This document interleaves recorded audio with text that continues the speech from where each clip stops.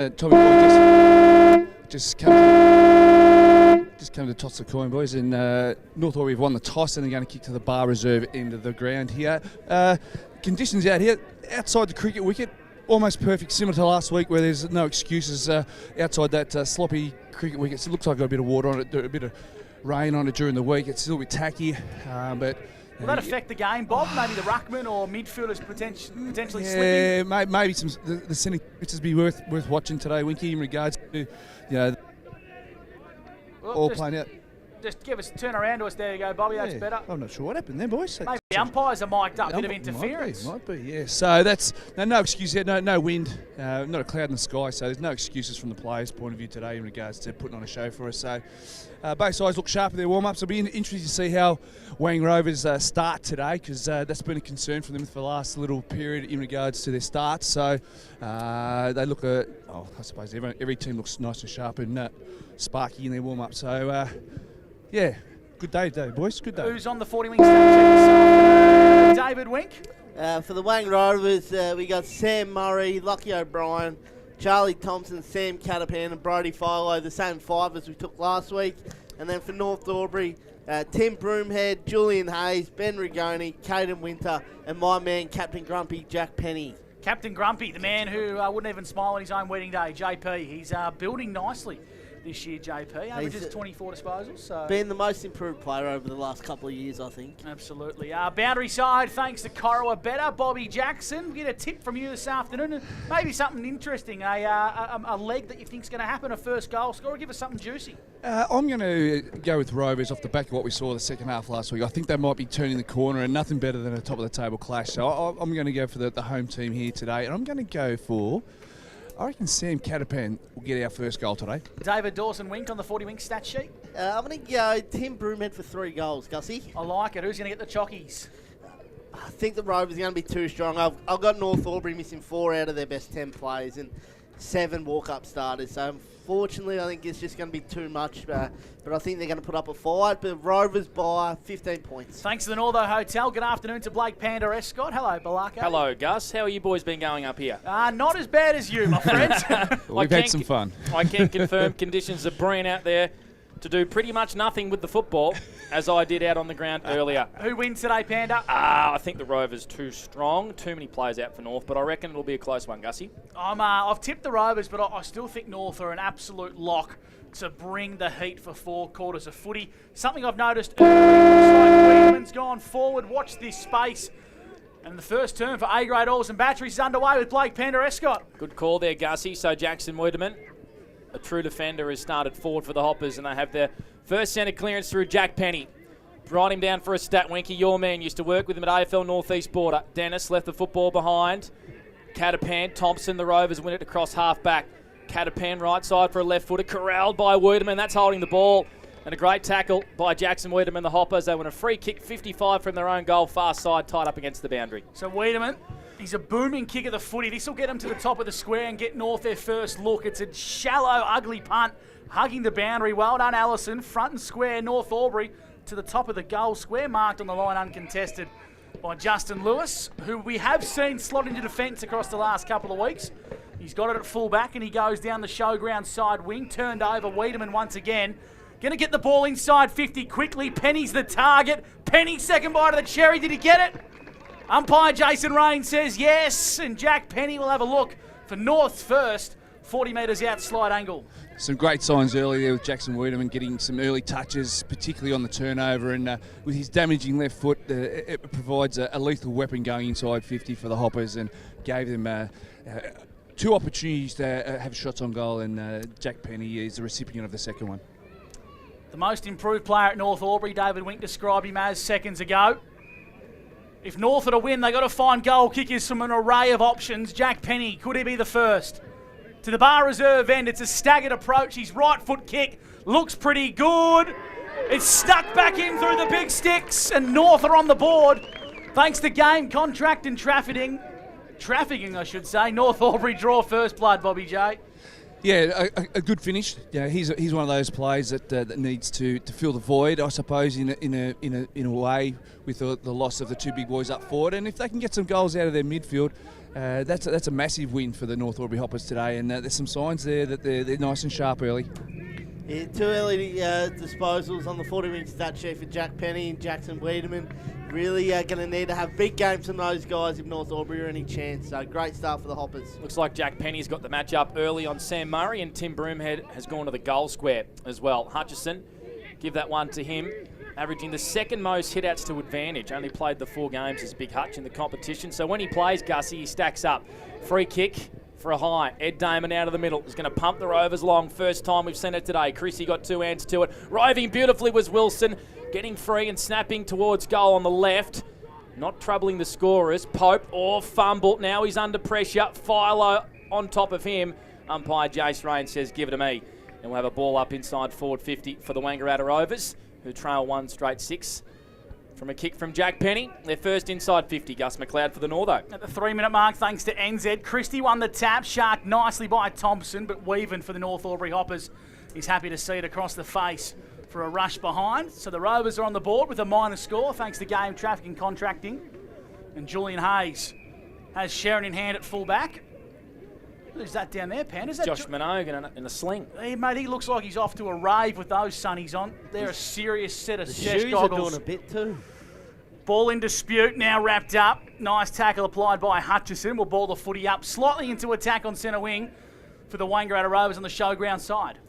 Damon and Hutchison, good matchup. McIntosh goes in, the set upon straight away. Big Hutch over this footy again, dragged down by Stone. Dylan, who played game 150 last week.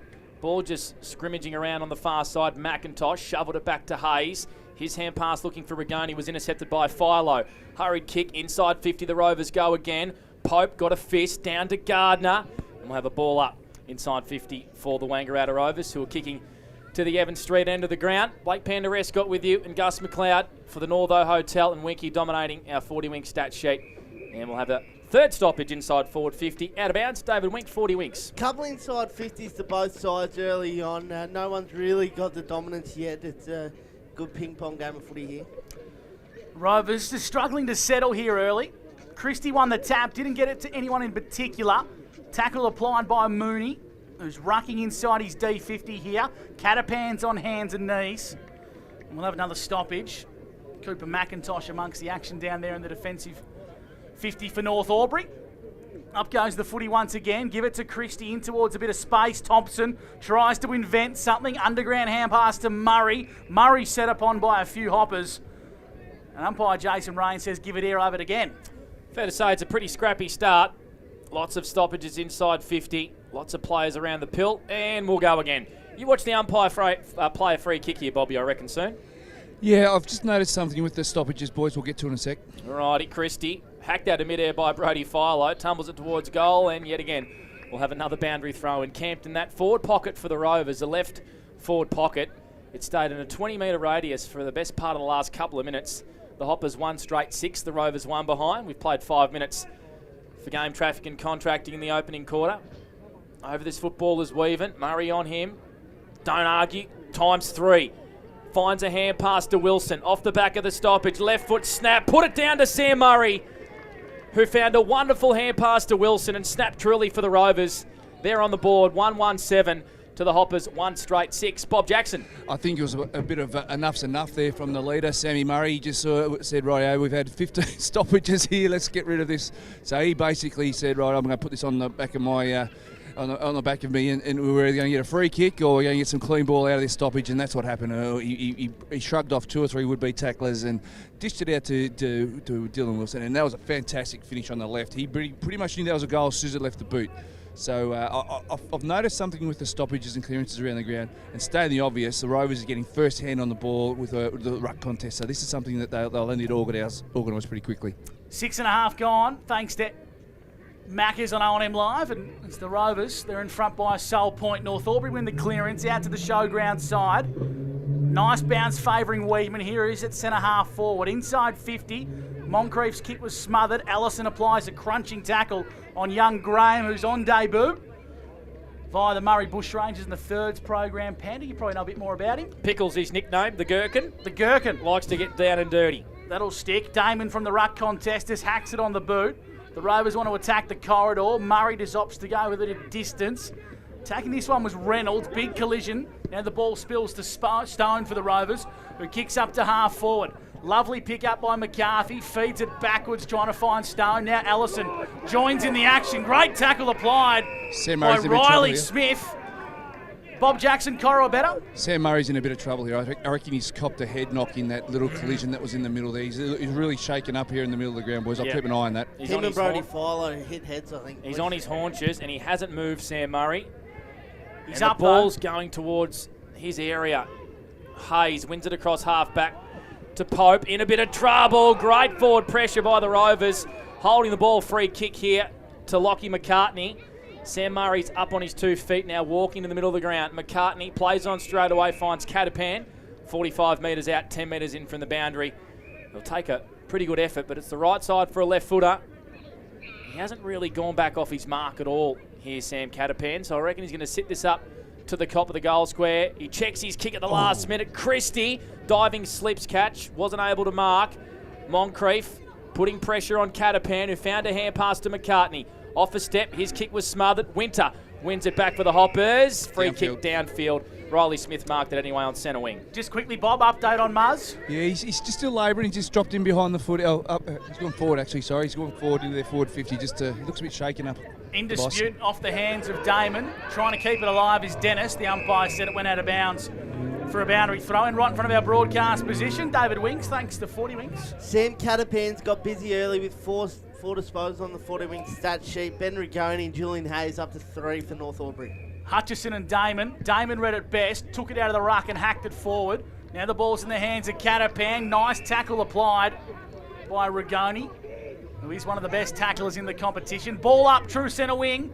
On our broadcast side, it's the Rovers by a sole point in the first term, thanks to A-grade oils and batteries. 9 minutes played for Maccas, and the Rovers, as Gus said, by a point for game traffic and contracting. Scrappy footy. Bob, are you taking the numbers for the stoppages today again? Yeah, we're at about 17 already. I was about to say, we're almost at the 20 mark, I reckon. Beautiful conditions for footy, not a cloud in the sky.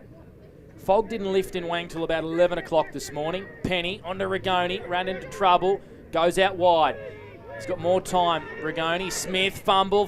You can't do that against the first side. Rigoni got Allison high. And it's a free kick here to the Rovers on centre wing by Xavier Allison, their captain. Getting lots of instructions to go inboard. That's where he does. Beautiful kick, finds McCarthy right in the middle of the cricket wicket. He goes short to Stone. Stone has the ball, just slightly into attack. Clubroom side of the WJ Finlay. Allison on the overlapping run receives it by hand. His right foot kick inside 50 is chopped off nicely by Weaven. And Weaven wants to play on quickly and just get the ball moving for the Hoppers. He's got Hayes across half back who kicks long down the line. Marks has been taken. It's young Crelly in the side. It's Peppers Campbell. Is that Peppers? It is. Have a look at his mop panda. He's been to the hairdresser about time. Campbell on the left, long down the line. In front was Boyd. Second bite, marked it. Wiedemann's not happy. He got taken out of the contest illegally, and Tom Boyd's marked the ball just behind centre wing, and he retreats back to Stone. He does at half back. 1 goal apiece here in the first term for A-grade oils and batteries. The Rovers by a point. Philo in his own D50, going to bring it out to the broadcast side. Beautiful kick to the space. Ledger dropped an easy chest mark. Has time to go inboard. Poor kick. Crelly. The intended target was Dylan Stone. Crelly, hand passes to Broomhead. Beautiful kick to Dennis. You can't turn the footy over in that position and leave your defence exposed, Bobby Jackson, and Dennis will line up 40 out, slight angle. You're exactly right. As we speak, the captain, Tommy Boyd's coming from the ground with a hand issue. I'm just trying to see if it's... It was in that marking contest. He sort of looked at his hands straight away before he kicked backwards. I'm not sure if it's a split webbing or a dislocated finger. I'm not sure. I just couldn't quite see at the time. But you don't leave Team Broomhead with footy going inside 50, boys. So Dogger Dennis, who gave us a couple of beanies a few weeks ago, hasn't been in good form, wants this to go through, sneaks it in. Does Dogger Dennis, his 8th goal for the year, that might get him going in season 2025, and the Hoppers have got 2. Is that a positive negative? Thanks for the beanies, but you play poor footy. That was the first time Tim Broomhead's touched the ball in this game, boys. What are we in? 10 10, 11 minutes into this game. Charles Ledger's wearing him like a glove, but you can see the class that Tim oozes when he gets the footy. North Aubry going to want him to get his hands on the ball, delivering an inside forward 50 to the forwards, and leading up, it was Dogger Dennis finishing it off very nicely. He's gone in the middle now, Gussie. He has. Northwood is throwing several different looks at the Wangaratta Rovers in attack. Murray, he looks to be okay. Got a handball onto O'Brien, lowering the eyes inside 50. Bit too low there for McCarthy. Ball in dispute, picked up now by North Aubry. Out wide is Moncrief. Absorbed in a big tackle. The umpire's paid holding the ball. I reckon he's a bit stiff there. Young Christian in his second game for North Aubry, being pinned for holding the ball. Inside 50 now go the Rovers, top of the goal square. Flying was Cooper, brought it front and square. And a good go at that one. Cleveland was there to apply a tackle, and we'll ball it up top of the goal square. We will indeed. 2 straight the Hoppers to the Rovers 1-1-7. We played around 12 minutes for Maccas. Wiedemann pushing hard in defence, kicks it as long as he can down the far side, the Norman side of the ground. Nolan, right side for a left footer. Not a great kick, looking for Sam Murray down the line. It's out of play and out of bounds on the full. And it'll be a free kick to the Hoppers at half-back through the hands of Julian Hayes. He goes short to Tim Broomhead. Bobby, what are you noticing? Tom Boyd, update on the boundary, please, for Corobet Electrical. Yeah, he's just ready to come back on now. A little bit of tape around those fingers and he's back in the action. A couple of things. Oh, dangerous ball inboard. He's a go for Cleland. He's going to intercept this and have a shot from 40. Oh, it's through the stick. Is that gone through? Yep. I reckon it's gone on the inside of the goal post. It's a goal. And running into the post, was it Hayes? Flynn Gardner. It was a Flynn Gardner. He's done the Ned Byrne. That post has already been bent once this year, and young Flinny's just done his best to try and snap it off Lee Matthews style. Something from nothing there, Bobby J, and the Rovers have got 2. Yeah, you'd expect nothing less than that from a Gardner to run full tilt at any sort of contest where it's a post or a contest in the footy or a semi-trailer on the road. He'll run straight at him. But 2 things that I've picked up here is the different looks that North Aubry has thrown at the Rovers, and you boys hit it nail on the head in the coffin. Hit the nail on the head in the core where different looks are going to keep Rovers on the toes, and the connection that Rovers are getting going forward is not at the level that they'd expect at the moment. So there's 2 things that stand out for me right now. 6 inside 50 to the Wangaratta Rovers, to 3 to North Aubry. Just starting to get on top in a bit of ascendancy. Oh, the umpire's down. Slipped on that mud. McIntosh wins it for the Hoppers. Pumps them long inside forward 50. Shallow entry. Taylor, good hands. Off to Fester Duncan. He goes out wide to Graham. His first touch. Back to Penny. Kicks inside forward 50. Dennis wasn't able to mark. In fact, it was Crelly. Leighton Taylor tackled by Allison. And we'll have a ball up inside forward 50. 20 metres from Hopper goal. 2 goals apiece here in the opening term for A-grade Oils and Batteries. The Rovers by a solitary point. Taylor and Damon do the ruck. Shag and Olin tackled straight away by North Aubry, and we'll have another ball up. 15 out from their goal. You certainly will. North would love a response here. I feel like they've been the best side so far in this first term, thanks to A-grade Oils and Batteries. That one's going to go out of bounds for a boundary throw-in. Bobby Jackson, thanks to Corobetta. Yeah, we've seen the different Rovers today. They seem like they're a little bit more switched on and they're in the game, whereas last week they're a little bit off the boil, but they seem like they're switched on and up for the fight today. Top of the table clash can bring that out inside. Back into play. 35 out from North goal. In dispute at ground level. Clever toe poke from Damon in towards a bit of grass. Ball's in dispute once again. Nice tackle applied by Lockie O'Brien. Wrapping up Cooper McIntosh, and we'll ball the footy up once again, Panda, thanks to the Northo Hotel. 25 out from North goal. So a couple of goals early, both from turnover. As Damon kicks it out of bounds on the full. And we'll have a stoppage and a free kick to North Aubry out on the far side. 60 from their goal. Timmy's going to have to jump the fence here. Yep, and fetch his own footy. Welcome to Wangaratta, Tim. I like it. Out there on the Norman side of the ground. The Wang Juniors out there playing before. And Timmy passes this one off to Jackson Wiedemann, who's going to kick from about 55. Big booming left foot kick is Jackson Wiedemann. It's a congested forward 50. He's going to kick it to the top of the goal square. Taylor, out the back. Graham almost marked a chesty. And he's tackled straight away, and we'll have a ball up 5 metres out from Hopper goal. So they'd love to convert from this look here, North Aubry.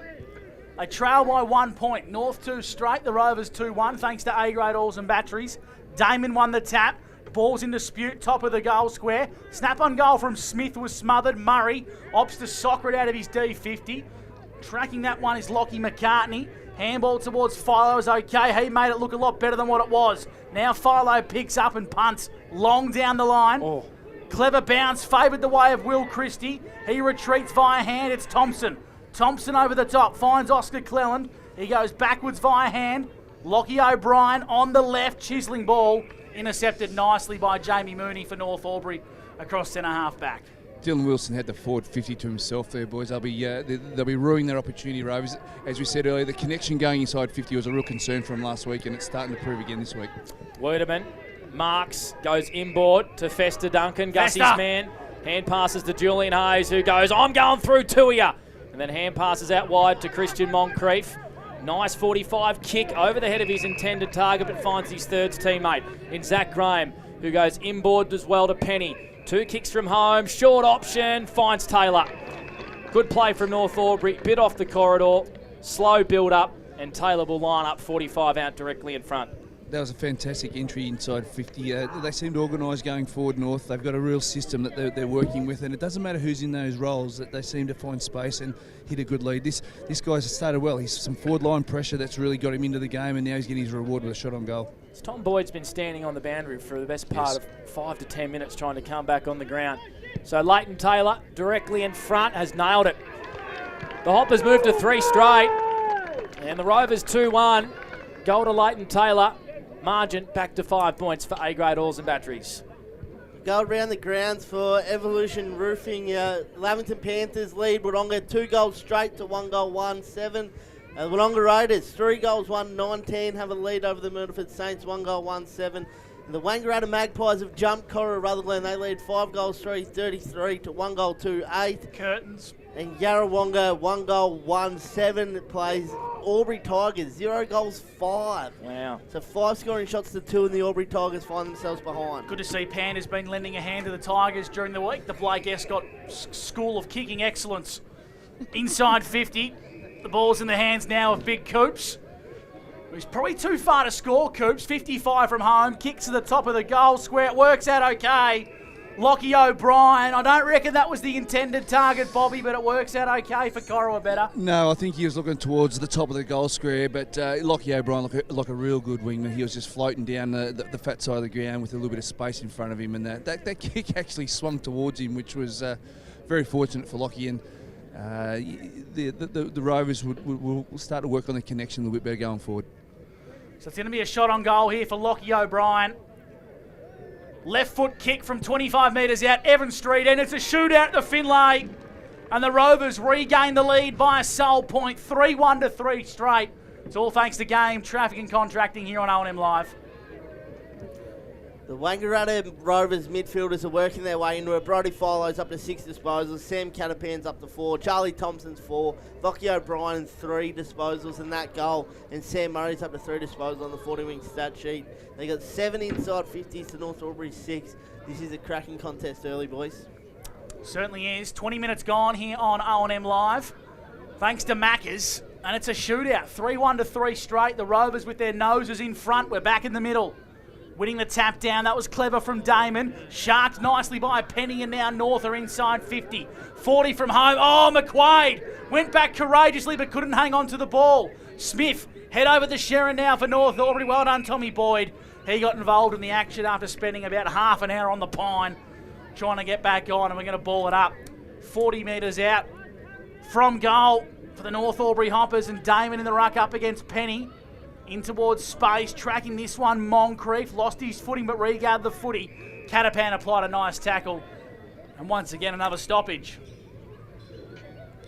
So 3 goals apiece here in the opening term. We played 21 minutes for Maccas. Hope you're enjoying this Saturday Arvo round 10 game. Peppers Campbell, left foot snap to the top of the goal square. A tussle down there between Dennis and Joel Smith. And it's rushed through for the Hoppers' first minor score of the day. And scores are level for A-grade oils and batteries here in the opening term. First versus second. Stone goes short. And in the deep back pocket, it's Sam Catapan. How many for him, Winky? This will be number 5 so far for Sam Catapan. He's called to play on. And he chips it short to Justin Lewis, still in the left back pocket. Norm inside of the WJ Finlay. Goes short back to Catapan. So a little bit of waxing here for the Rovers, who go short to Murray. Clearing kick out to the broadcast side. Doesn't find Rigoni, finds the boundary line instead. We'll have it thrown back in right in front of our commentary position. 4 to centre for the Hoppers. 3-1-19 apiece, Gussie, for the Northo. So we'll bring it back into play right in front of our broadcast position. 22 minutes gone here thanks to Maccas. 60 metres out from North's goal. Great boundary throw in. Hutchison won the tap, but it fell the way of Damon. Socket off the ground, getting it forward was McIntosh. Now busting his way through Rigoni. Kicking to the top of the goal square. Well done, Tom Boyd. Got a fist. In fact, it was Paul. Sharked nicely there by Graham, trying to find a teammate. That was courageous from Rigoni. Just burrowed his way through. And top of the goal square is going to be a ball up once again. Rigoni's everywhere. Got the ball inside 50, then made a contest once again. Damon just took it out of the ruck. Jack Penny wasn't a big matchup to compete with. Philo corralled nicely by Crelly. Ball falls away as Smith snapping. It's going to land inside the field of play. Didn't make good connection with the Sharon, Bobby. Is he going to be out of bounds on the full? No, it's a boundary throw-in. Tied up in the pocket here for the North Albury Hoppers.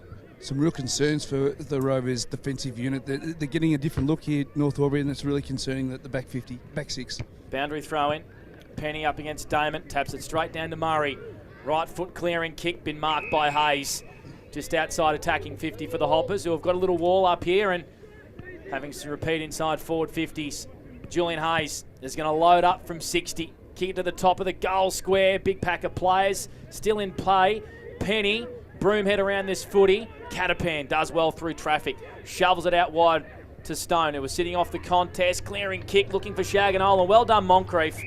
The young fella playing his second game to force a boundary throw-in. Still inside forward 50 for the Hoppers. 50 around from their goal, far side. 23 played in the first term, Gussie, for Maccas. Gets to Bobby J shortly for an update at ground level. Boundary throw-in comes back into play. Damon been everywhere, got the ball to Murray. Kick was smothered off the boot. Umpire let it go out the back of the contest. Ball's in dispute. McQuaid's there. Umpire says, give it to me. Charlie Thompson, a little bit aggressive in getting the ball back to the umpire there. He wasn't overly thrilled. Hutchison and Damon. Damon took it from the ruck once again. It's like Tomahawk. He just keeps catching it and hacking it forward. In the middle of the ground, it's going to be a free kick here. North Albury going to be the recipient. Gardner's going to have it. Of course, only one Gardner playing today. And now North Albury want to bring it out towards the broadcast side. Sitting in front, Rigoni. Nice strong mark out in front. He's intercepted for North Albury, for the Rovers at half back. 3-1-19 apiece here in the opening term for game traffic and contracting as we move into time on. Murray out of D50 goes short to McCartney. Still in his own defensive half of the ground. Goes short to Rigoni. This is Jez. 2 Rigonis out there. 1 for the Hoppers, 1 for the Rovers. Jez goes short to Lewis, and here come the Rovers through Philo, straight through the middle of the WJ Finlay. Kicks a long, high one to the top of the goal square. Didn't really favour his forward. And marking that one was Mooney. No, called to play on. And then threw it. Good pressure here by the Rovers, trying to keep it inside forward 50. Mooney dives over the footy. Thompson dives on him.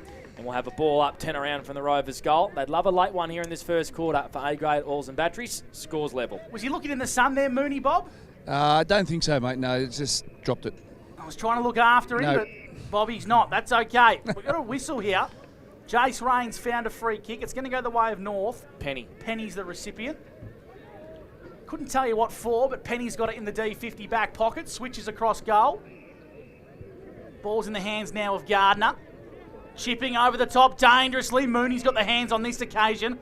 Plays on with Philo hot on his heels. Long kick down the line. Rigoni. This is Jez. He chops out once again. Poor kick from Mooney out of defence. Rigoni goes short to Philo. We know what he's going to do here. He's going to go long to the top of the goal square. Christie's down there. Christie, second bite. I reckon it hit his melon on the way down. And I said they'd love a late one, the Rovers, and Big Will Christie will kick this from the top of the goal square and give them a 1-goal lead heading into quarter time. That's a forward entry that they'd be happier with, the Rovers. A nice quality top of the goal square where Will, he was the only one that had his name on that footy, and he was always going to mark that. So they've had some really checkered inside 50s, but that was a quality one. So Will Christie of 5 goals last week. He's kicked 15 for the year, comes in, makes no mistake. And on the quarter-time siren, the Rovers regain the lead. 7 goals in that opening term. The Rovers 4-1-25 to the Hoppers 3-1-19. Our quarter's best on the other side of this will wrap up the first quarter. It's first versus second here on O&M Live. And on O&M Live, you will not miss a thing.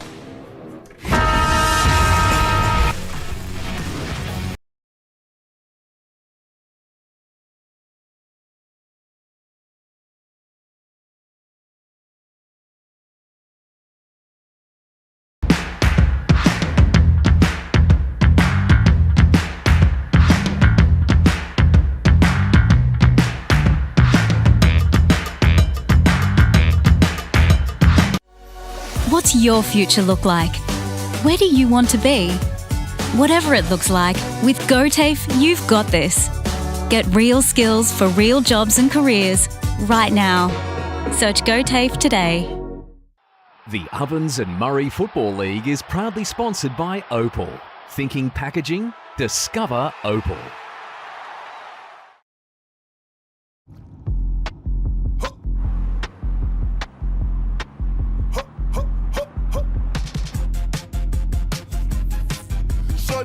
Inspired, how about that? How about that? This time.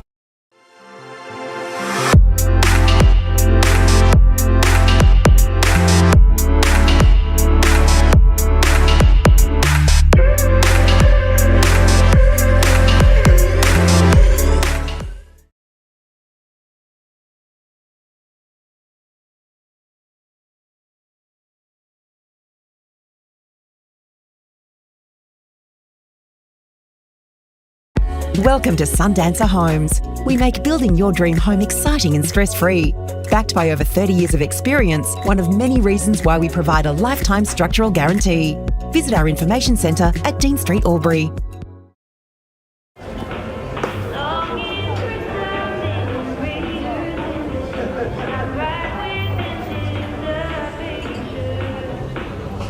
I reckon I'll go mid. Carlton Drive 3.5. Embrace the mid. My family is my first priority. We go on adventures. We treat each other well. We look after one another. And Tobin Brothers Funerals will treat you like family too. They take pride in creative funeral solutions and will fulfill you and your family's wishes, so if it's legal, it's possible.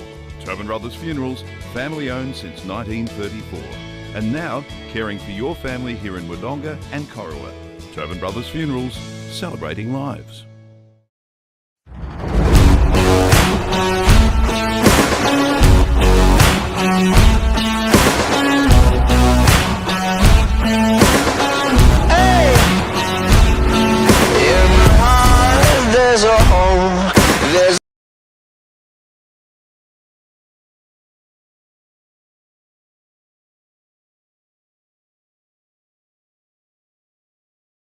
With Optus Home Internet, you get more yes. Whoa. Which means less family screen time and more harmony with powerful Wi-Fi. Woo. Get the Ultra Wi-Fi modem at no extra cost.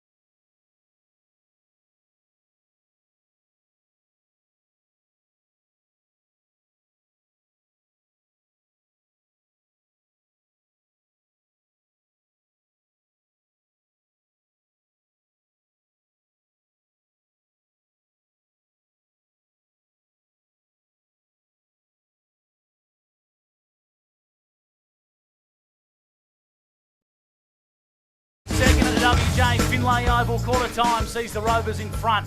4-1-25 to North Aubry, 3-1-19. We'll take a look at the Aubry Vital Air quarter's best. Aubry Vital Air helping you breathe easier day and night. They're now based here in Wangaratta. Go and see the boys from Aubry Vital Air. Winky, who caught your eye in the first term? Ed Damon was fantastic in the ruck. Manhandled Jack Penny a couple of times there. We know Jack Penny's had to play that second ruck role a little bit for North Aubry, but Ed Damon's taking full advantage of that in the first quarter. And Brody Philo was fantastic. He had 9 disposals on the 40-week stat sheet. And then for North Aubry, Jack Penny was good himself, found 7 disposals himself. Julian Hayes was good off the back 6 as well. And I thought young Christian Moncrief showed some really good signs as well. Boundary side, thanks to Corowabetta, is Bob Jackson. I've got injured North Aubry captain Georgie Gotti. How's that? First of all, how's the knee tracking, mate? Yeah, it's not too bad. Could always be worse, I guess. She was a red hot start early, mate. What's the message from Tim at half time, quarter time there? Just be more composed. We won't play on blindly now. There's a couple of moments there where we didn't want to do that, but we did it. But try and get the hit ups going and test them that way. Thanks, Georgie. Thanks, mate. Bob Jackson with George Goody from the North Aubry Hoppers. Of course, the injured captain out with a knee complaint. We'll wait and see what the future holds for George. David Wink on the 40-week stat sheet. Just quickly, the leading disposal getters. Brody Philo 9 for the Wang Rovers, and then for North Aubry, Jack Penny with 7. So we're about to get underway here in the second term, all thanks to Jaco Aubry Wodonga. Plenty of Jacos on the highway coming down this morning. Weather like this, Gussie, why not? Why not? Jump into Jaco, eh? So the umpires are just waiting for all the spectators to spill off the grounds. There's the siren. Bretton Swanpool is going to get the second term underway. It looks like when Tim Broomhead goes in the middle, it's a pretty hard tag from Lockie McCartney, who did that role in the prelim last year. Holding the ball. Wowee. That was very, very hot on that Had from his Benny head Rigoni. taken off. At least they're going to be consistent. It's a free kick here to the Rovers and McCartney in the middle of the ground. Lockie goes out really wide. It's Tom Boyd who's pushed up on the wing. Goes short to Justin Lewis. Still 2 kicks from home for the Rovers. Goes short. They haven't edged their way inside 50. They do now. Stone, wobbly old kick. It lands on the lap of Catapan. It's a sidewinding helicopter. He got there first, and Catapan will line up for the first goal of the second term. One thing that the Wang Rovers were really conscious of last week was slowing the play down and controlling the tempo of the footy. And the first signs there in the first minute of the second quarter was that they're just playing tempo footy, making sure they picked the right option, controlled the footy for 3-4 positions in a row until something opened up. And a little bit fortunate there with that one, but Sam Catapan has a shot on goal. So Sammy Catapan, former Aberfeldy captain, comes in here, slide angle, chips it through for a goal. So the Rovers have got the last 3 here at the WJ Finlay Oval, and they take a 2-goal advantage over the North Aubry Hoppers. 5-1 to 3-1. David Wink, 40 winks. Yeah, 8 disposals on the 40-wing stat sheet for Sam Catapan. He's having a terrific season for the Wang Rovers, averaging 27 coming into today. So that tag that Tim Broomhead copped last week, Wang Rovers have obviously seen that. When he goes in the midfield, Lockie McCarthy's going to go to him like you mentioned earlier, Panda. I've just got a feeling that with no Minogue and no Murphy today, North Aubry will have a few tricks up their sleeve, Bob. They'll be prepared and they'll have a few different angles they can work amongst. Yeah, as we speak, Timmy Broomhead's just stayed in the D50, so... McCarthy's gone straight to him as well. It's a hard tag. McCarthy on Broomhead. Here's Philo. He come off the edge of the centre square. Tried to feed one back inboard. Nice tackle applied by Tim Broomhead on Charlie Thompson. Umpire Jason Rain will throw the ball up on the edge of the centre square. In towards attack here for the Rovers. Hutchison won the tap. It was roved by Rover in Charlie Thompson, and another stoppage once again. How many so far, Bob? Lots? That is 27. 27 stoppages. Going to be a big day at the office for Big Ed. He won the tap. Philo roved it. McCartney over the top to Damon. Inside 50. Front spot was Cooper. Smashed his way through. Wrapped up in a big Reynolds tackle. And it's holding the ball. Great tackle applied by Jack Reynolds. I reckon he's got about 20 kilos behind him. And the rest. From Nathan Cooper. And Jack Reynolds, he might get himself in the team of the week with efforts like that, Panda. He's as skinny as a rake as the boy from Mara. There was a bit of David and Goliath in that as the Hoppers transfer it to the far side. Long down the wing to half forward. Wiedemann, good mark in front of Murray. He can play on straight away and go quick inside forward 50. Wiedemann, not a great kick. Wasn't on the same page with his forwards, and Jason McQuaid takes a nice intercept mark in front of Leighton Taylor. Goes by hand to Allison. I want the ball in his hands all the time. Xavier, long down the wing. Mooney up against Cooper. Stone, front and centre. Inboard to Catapan, who tried to get around Fester Duncan. He says, the umpire, Jace Run, give it to me. I'll have a ball up out on the far side, just forward to centre. 3-1-19, the Hoppers, trailing the Rovers 5-1-31. Second term for Jaco Aubry Wodonga. Struggling to get my head around this move from Broomhead. It must be a transition thing. He's gone to half back. So watch this space. They're going to need him to kick some goals today, I reckon, as the Rovers go inside 50 via McCarthy. It's a one-on-one. Well done, Weaven up against Christie. Punched and then picked up to Sherrin. Kicking out of D50, not his strength. That wasn't his best. Cooper got it via Stone. The Rovers penetrate once again. Philo uncontested.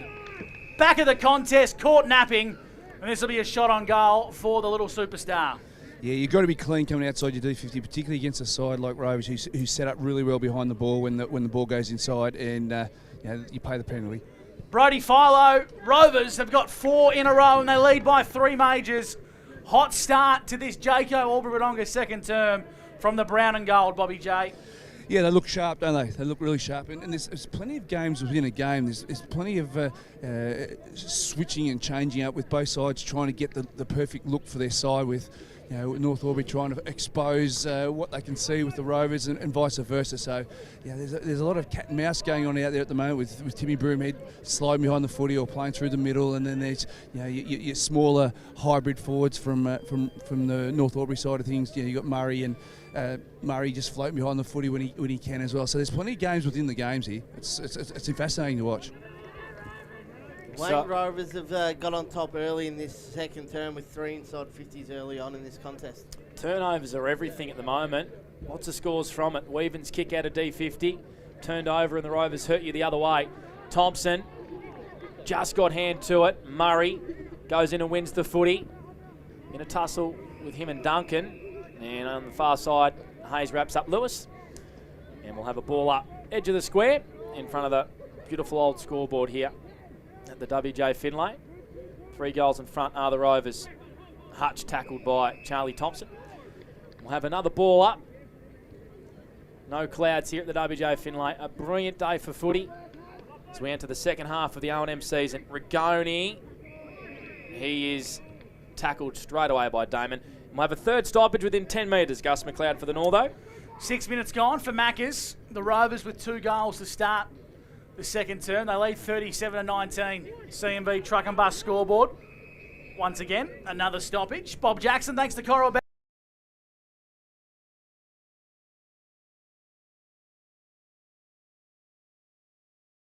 The hard tag that McCartney's doing on him, so I'm just not sure how this is going to work out for the Hoppers. Watch this space. Allison goes with a raking handball trying to find Stone. Gets it back off Dylan. And now Xavier Allison hugs along the boundary. Finds McCarthy inside 50 for the Rovers. Losing his footing. A couple of North Aubry defenders. Easy as you like. The goal's been kicked. Boys, it is.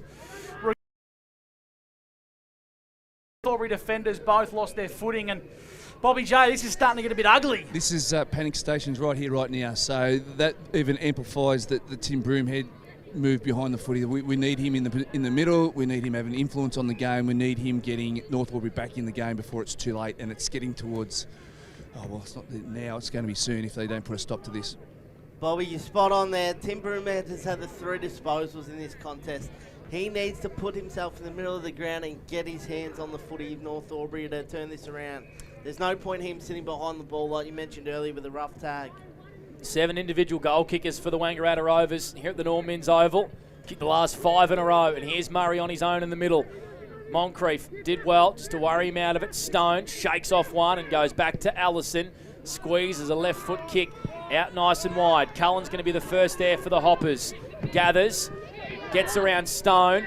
Hand passes inboard to Winter, who's been a bit quiet. On to Hayes. And want the ball in his hand. He goes to Hutch, and he's crunched straight away by Lockie McCartney. The hand pass just wasn't on from Hayes. Good pressure by the Rovers, who have come to play. And we'll have a ball up. Point of the square, favouring the Wang Rovers. Getting smashed in the middle of the ground at the moment, the North Aubry Hoppers. They're going to want to rectify that pretty soon. Here's the man we've called for, Broomhead. He feeds it back to Moncrief. Kick smothered immediately. Riley Smith intercepts. Broomhead. Attractive handball, middle of the ground. Reynolds tries to find Moncrief. Damon hot on his heels. Winter got no one to go to.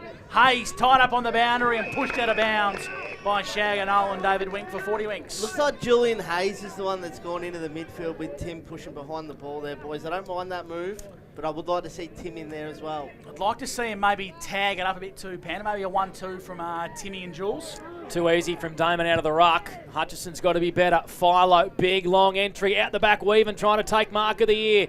Cleland, Sockers, goals! Sensational finish from Oscar. And the Rovers have kicked 6 in a row. That's his second. Weaven probably should have went the defensive fist then, Bobby J. Yeah, they're a bit all at sea at the moment with the amount of football that's going into that Wangaratta Rovers forward 50. They're under enormous pressure at the moment, and I think Gustin hit the nail on the head there. The pressure at the source needs to lift. The stoppage work. They're taking advantage of Big Ed's dominance, I suppose, the Wang Rovers. So the North Aubry need to make some serious adjustments around the footy. They've had 5 inside 50s to Wang Rovers and have kicked 4 goals in this second term, so that is alarming for the North Aubry Hoppers. They need to tighten that up and get their hands on the footy in the middle of the ground, as they've lost 3 centre clearances in a row. I reckon they've got to get Wiedemann in there, boys. That's the move I'd be pulling. He can play as a 4th on baller and maybe nullify Damon's impact around the stoppage. We'll ball it up once again in the middle of a WJ Finlay Oval. Hutchison doing battle with Damon, and Damon, it's just far too easy once again. We've got a whistle here for a hold. It's going to go the way of the Rovers. Sam Catapan, the recipient. How many touches for Sam today, David? This will be number 11. It's a nice looking pass too. He's found Lockie McCartney, who's broken away from the Broomhead tag he's applying. Inside 50 go the Rovers. Christie got it. Second bite of the cherry once again for Big Will, and this is clinical from the Rovers. Yeah, they're controlling the tempo of the footy game, aren't they, boys? You know, they know when to press the button and put the foot on the gas, and they know when to take the sting out of it as well. So they're slowly but surely getting back to their best, and they're flexing their muscles at the moment, and they've kicked their last 6 and 4 in the space of 10 minutes with another shot on goal here in that second quarter. So, yeah, the North Aubry better make some adjustments real soon, otherwise it's going to get out of hand. This is for 7 in a row, and to give the North Aubry Football Club a deficit of 36 points to chase. Will Christie looking for number 2. Looks like he doesn't quite have the legs on the goal line. Snapping. No, holding on to it is Cleland. Tied up in the pocket. Got his head ripped off. Umpire said holding the ball. Nice tackle in D50. It was very nicely done from Jack Reynolds, the man from Mara. That's 2 big tackles today, Panda. That's team of the week stuff. Sammy Turner will be happy with that. And a 50. A 50. So Oscar Cleland has crept over the mark. And Reynolds is going to get marched to the half-back flank. They need to get the ball going here, the North Aubry Footy Club. They do. Have they gone inside 50 this quarter, Winky? Just the once. So Reynolds goes out wide to Broomhead, who's at half-back, who's going to give it back to Reynolds in the middle of the ground. So the Rovers 8-1, letting the Hoppers 3-1. Reynolds goes back to Broomhead. Aggressive kick, looking for Wiedemann, floats in front of Damon. And he takes the mark. And goes short to Boyd. Not a great kick from Damon. Puts Boyd under pressure. The Rovers at half-back through Murray. Gets a 1-2. Boyd goes out wide on the wing. Looking for Cooper up against Broomhead. Spills out the back here to Schulte. He's got a player at half-forward. It's Brewster McCarthy. Overrunning this one was James Pope. McCarthy breaks the 50. Lowers the eyes to Christie. Easy footy by the Rovers. Great transition footy from half-back to half-forward. And Christie will line up for his second.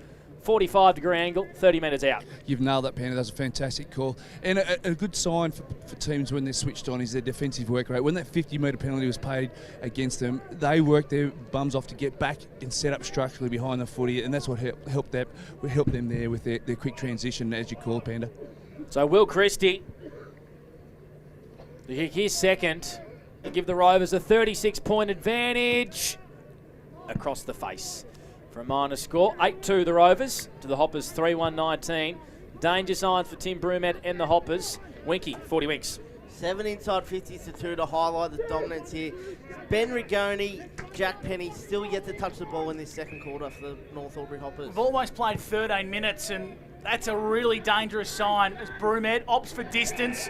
Attacking the corridor and intercepting is Jace McQuaid. The North Aubry Hoppers are all out of sorts here.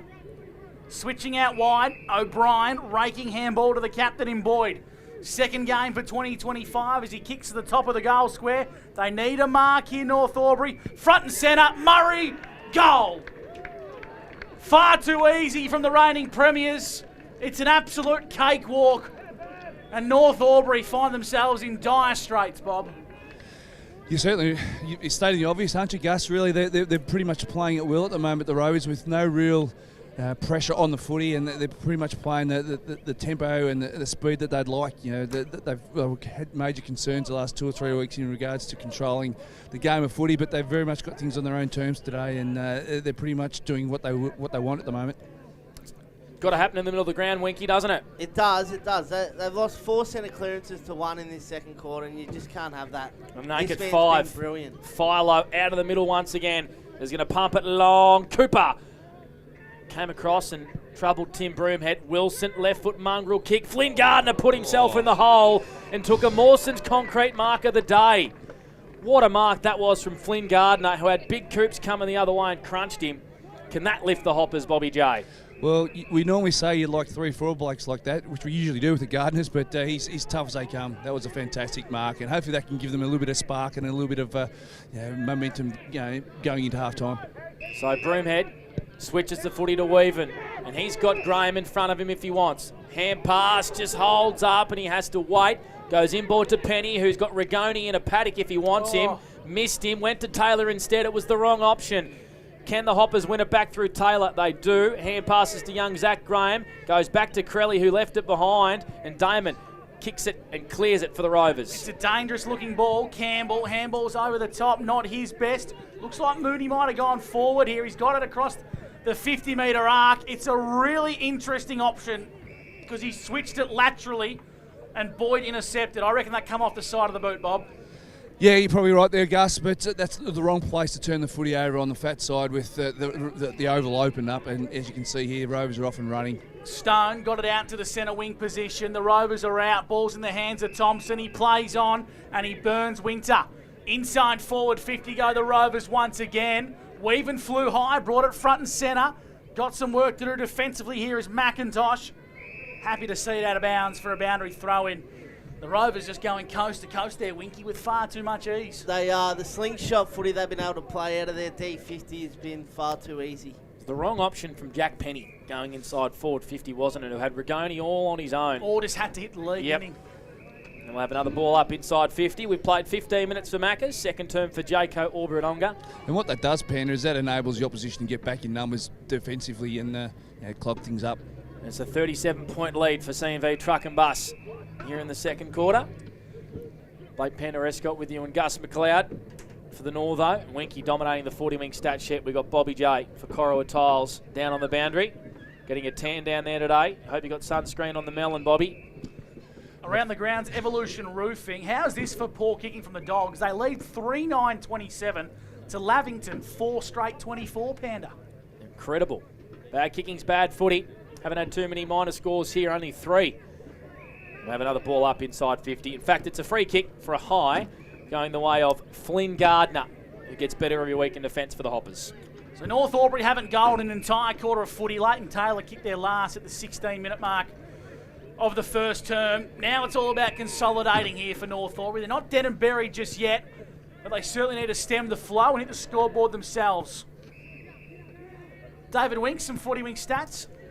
For North Aubry, Timmy Broomhead's had the 6 disposals in this quarter, but has had a lot of them in the defensive half of the ground where North Aubry would want them up in the forward 50. Cullen received it via Weaven's kick. Up forward was Pope, not known for his beautiful kicking. Murray taps the ball towards Shaganul and back in the side for the Rovers. Pirouette spins into a bit of trouble. Got him holding the ball. Nice tackle from Jack Penny. Now, this is the part of the game North Aubry got to work on. Their decision-making coming through the corridor. Penny's burnt a couple of short options. Called to play on, almost got run down with a tackle.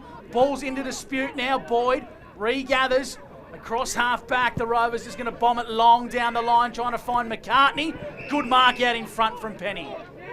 McCartney, he's 2 kicks from home.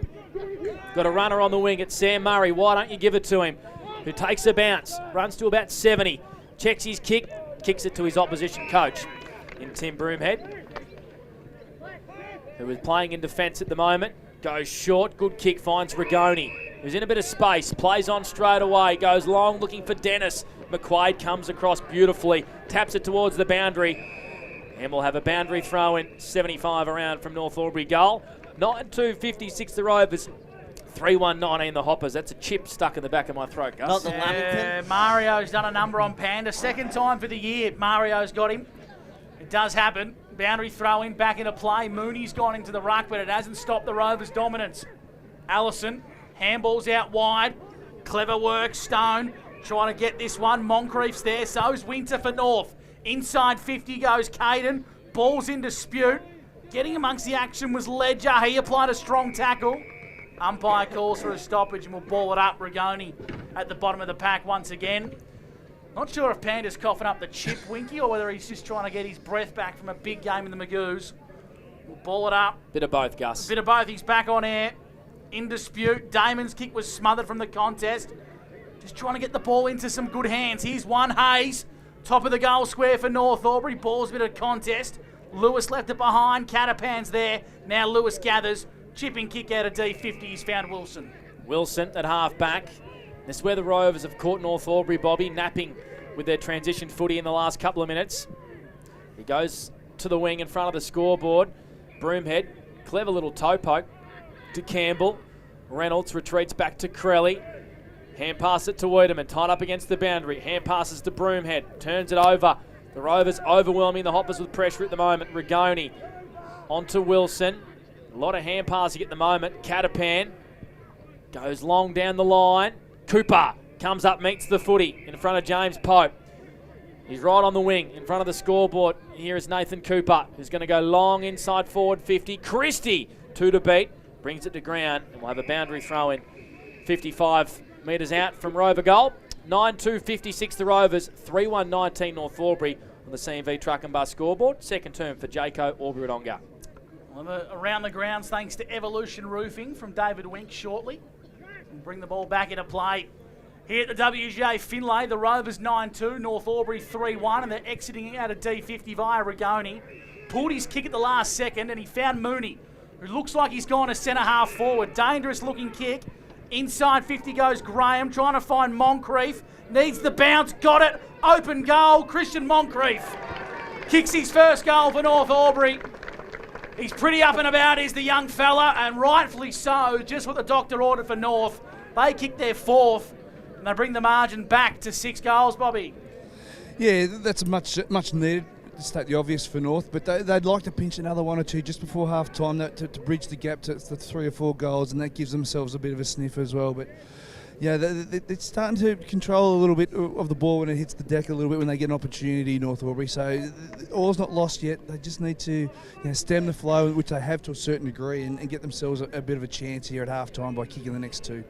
Ben Rigoni's got involved. He's had the 4 disposed in the last 5 minutes or so, and it's no wonder North Albury, when your best ball users get their hands on the pill, can get a bit of momentum and get a forward. So it's a free kick out of the middle here. Charlie Thompson, too many in the square. Well pointed out by Gussie. It's a free kick to North Albury. Penny goes long. It's not the right entry. And floating back in the hole is Charles Ledger for the Wangaratta Rovers.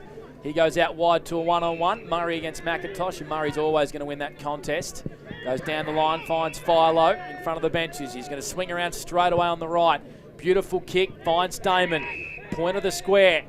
Has players running inside forward 50, streaming inside forward 50. McCarthy out bodies Wiedemann. It was a beautiful kick to the space. And McCarthy can line up, tight angle, 40 out. Looks like he's going to run around for a snap.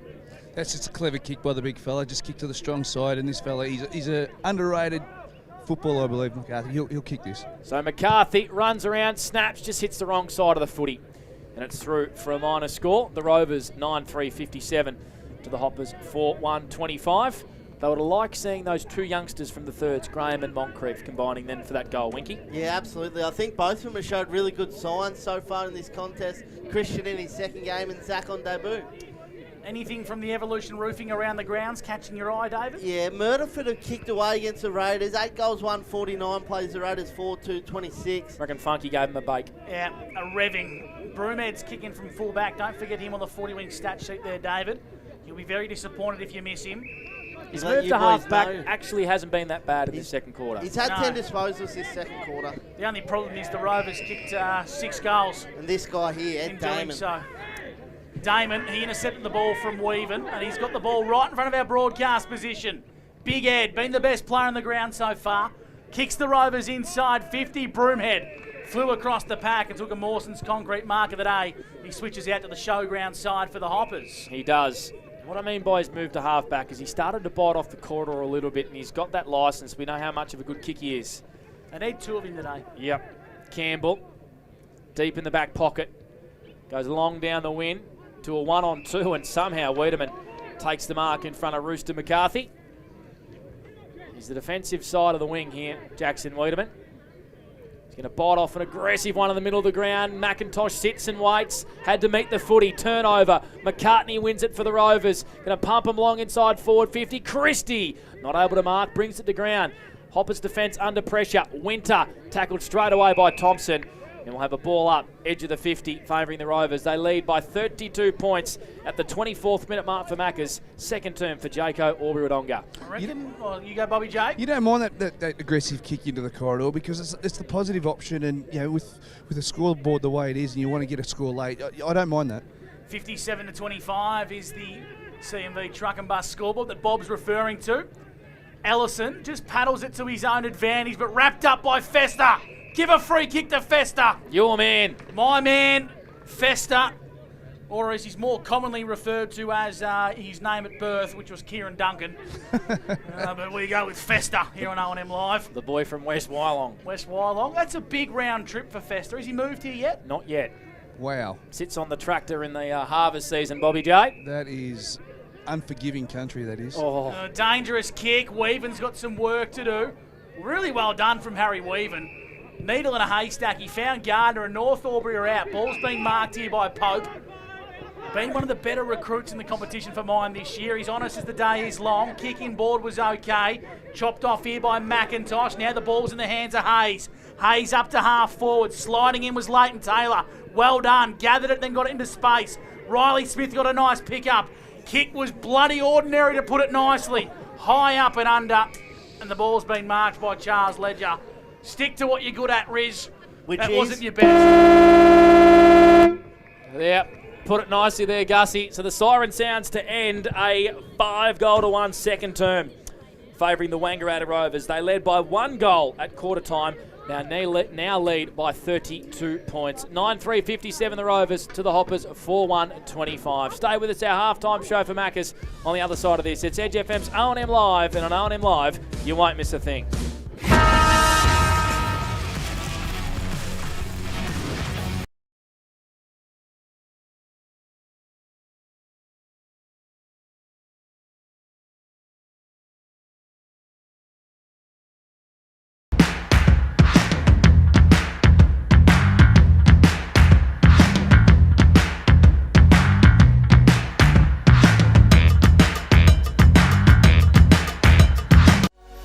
What's your future look like?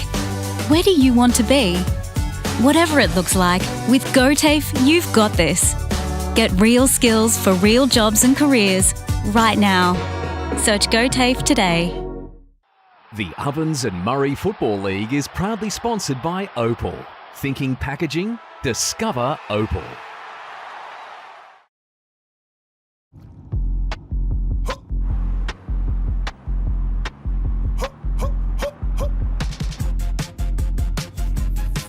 Shawty get inspired, how about that? How about that? This time.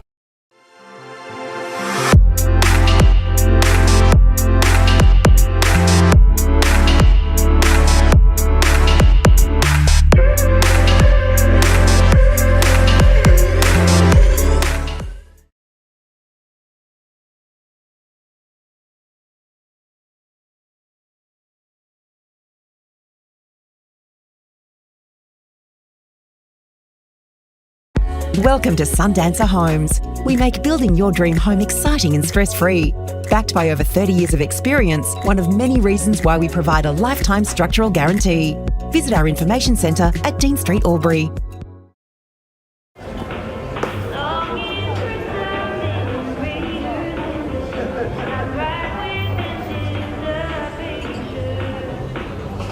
I reckon I'll go mid. Carlton Dry 3.5. Embrace the mid. My family is my first priority. We go on adventures. We treat each other well. We look after one another. And Tobin Brothers Funerals will treat you like family too.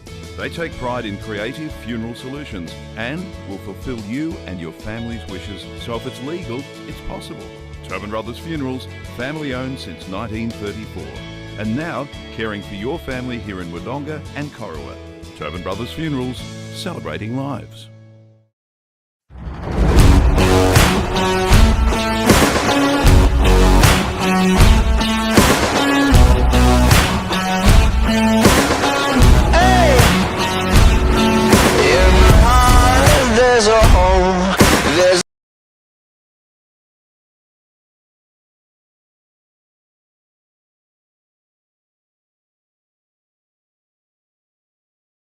With Optus Home Internet, you get more yes. Whoa. Which means less family screen time and more harmony with powerful Wi-Fi. Woo. Get the Ultra Wi-Fi modem at no extra cost.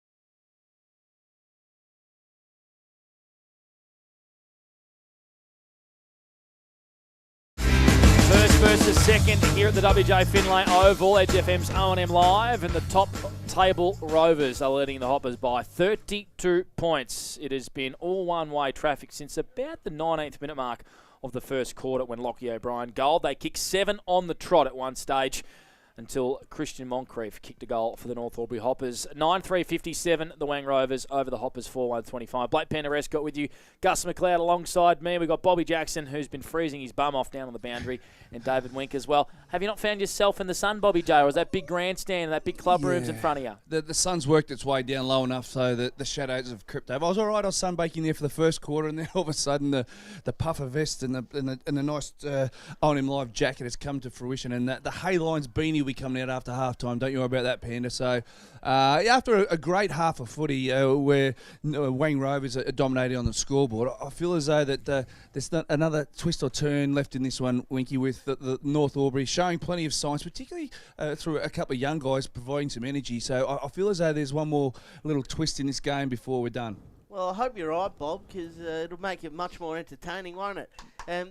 Look, I think North Albury fought their way back into it in that second half of the second quarter quite well. They, they didn't hit the scoreboard as such and peel the margin back, they halted the Wang Rovers scoring up, and Tim Broomhead was a big part of that. We were calling for him to put himself back into the midfield, but finished with 11 disposals for the quarter and cut off a fair bit of offence from the Wang Rovers. It was almost as if Broomhead went to half back after the first maybe 90 seconds. I think he worked out that the tag was coming pretty hard from Lockie McCartney. Well, it was after that first centre clearance when McCarthy went and then Julian Hayes went in there. But the part where I was a little bit concerned is when it went Catapan goal in the first minute, Philo goal in the 4th minute, and Rigoni goal in the 7th minute.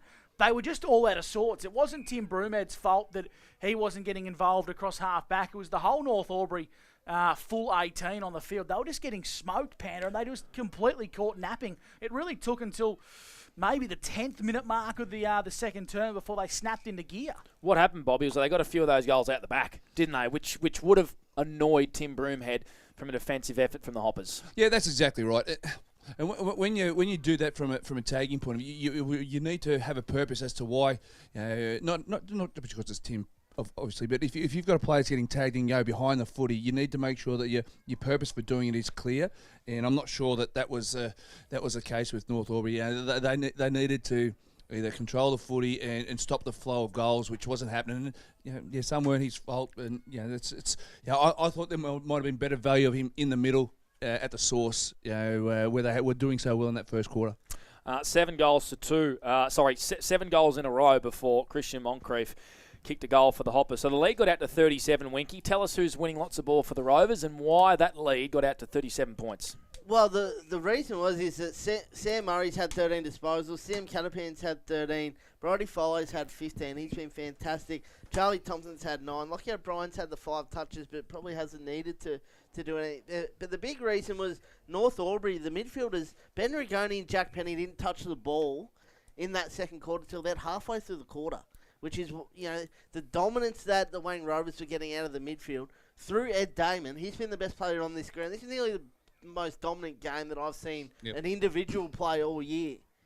I couldn't agree more. And I think if you look at the stats that back up the dominance from Ed Damon and Will Christie, they're the number 1 team for ball up clearances, number 2 team for throwing clearances, and number 4 at centre bounce.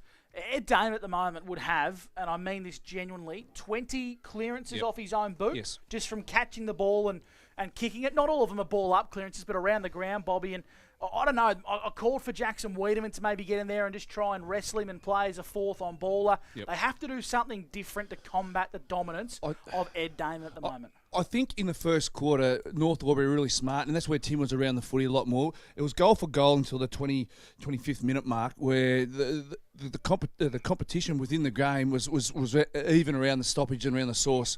And that's where Tim, he's got the smarts to shark that. They were sharking a lot of stoppage ball early, particularly early doors, and they were making it. The game was on. The game was really on. Bobby, you were a coach in the Ovens and Murray. If I'm Tim Broomhead, I'm going to Brad Hutchison at halftime and saying, I need more from you to compete. In all honesty, he's as big as Ed Damon, and he's allowed Ed Damon to grab the ball out of the ruck on multiple times today. I think Tim Broomhead will go to Brad Hutton and say, mate, we need more from you. Well, the competition they had last week with the 2 Myrtleford ruckmen, I think they had a pretty good day out last week with the competition in the middle there. So I feel like you're absolutely right there, Ben. Ed Damon's having his way at the moment, and they need to, force him to make a change. At the moment, he's doing whatever he wants. So you've got to make him make a decision, and at the moment, he's not.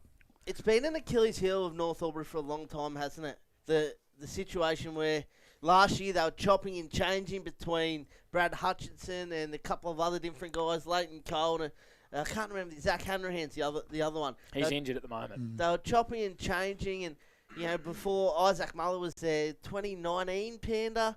That's probably the last time that they really had a ruckman. And I mentioned it early in the year when we watched them. When they come up against these big ruckmen, it's a really big advantage to the other side that they can get over North Aubry. Now, North Aubry's midfield is good enough majority of the time, but we know they're missing a few soldiers, so they've been able to get on top in that and take full advantage of it. Around the grounds, thanks to Evolution Roofing, on our sister station 1494 2AY, I should say. How's this for the Bulldogs? Once again, 4-11-35 to 7-1-43.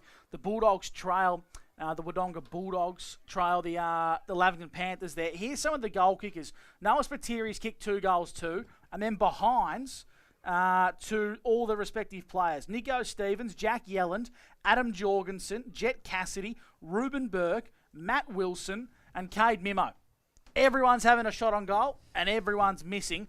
And I believe the late inclusion for the Wodonga Bulldogs is none other than Bob Russell. Wow. He's in the senior side. Dirty Bob. I don't know how long it's been since Bob Russell's played senior footy. Not sure. A very, very long time. Long time since he's played Ovens and Murray. Third favourite Bob at Wodonga. I thought you were going to say third favourite Russell, but No. their third favourite Bob. He's the 4th favourite Russell.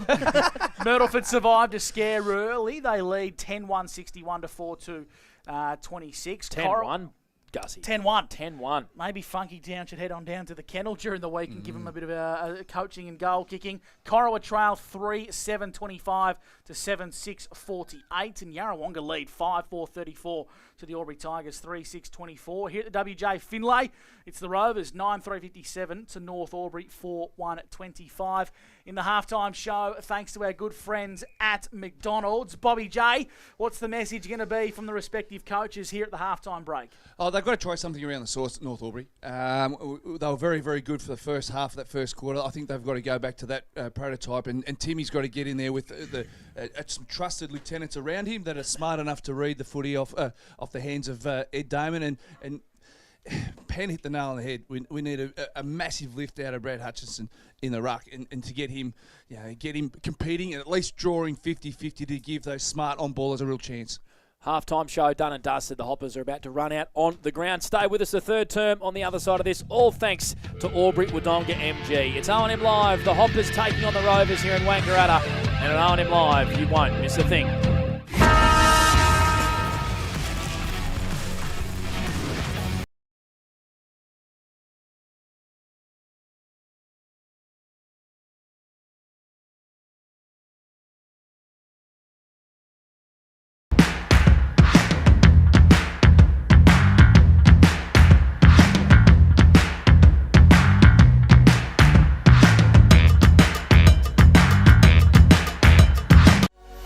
What's your future look like? Where do you want to be? Whatever it looks like, with GoTAFE, you've got this. Get real skills for real jobs and careers right now. Search GoTAFE today. The Ovens and Murray Football League is proudly sponsored by Opal. Thinking packaging? Discover Opal.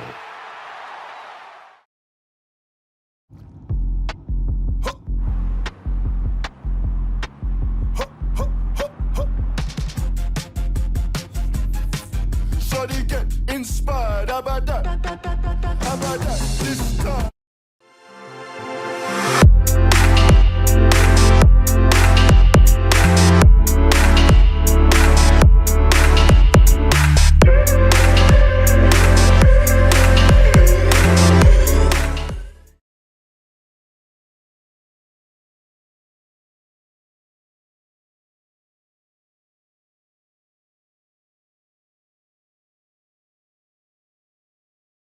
Welcome to Sundancer Homes. We make building your dream home exciting and stress-free.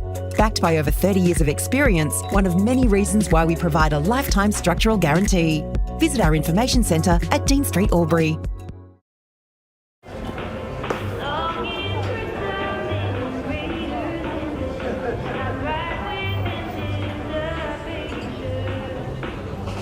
I reckon I'll go mid. Carlton Drive 3.5. Embrace the mid. My family is my first priority. We go on adventures. We treat each other well. We look after one another. And Tobin Brothers Funerals will treat you like family too. They take pride in creative funeral solutions and will fulfill you and your family's wishes, so if it's legal, it's possible. Tobin Brothers Funerals, family owned since 1934. And now, caring for your family here in Wodonga and Corowa. Tobin Brothers Funerals, celebrating lives.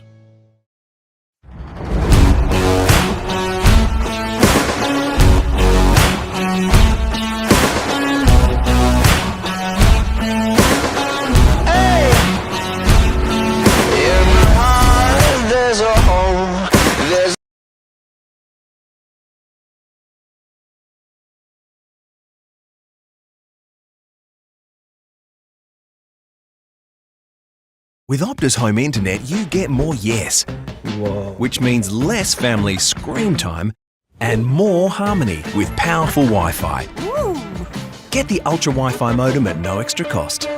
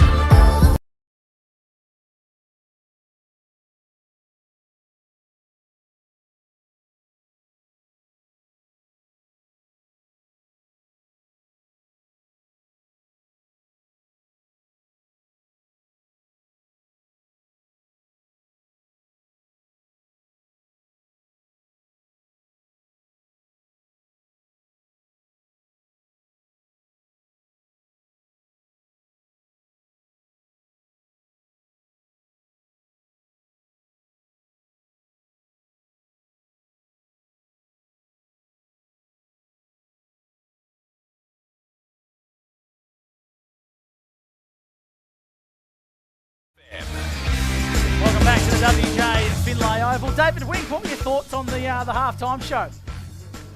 Classic. No, David. Classic. Stitch up, mouthful of schnitzel burger. That's Got a him. low act. Got him. Got me there, Gussie. Got me him there. good. But I thought we were good at halftime.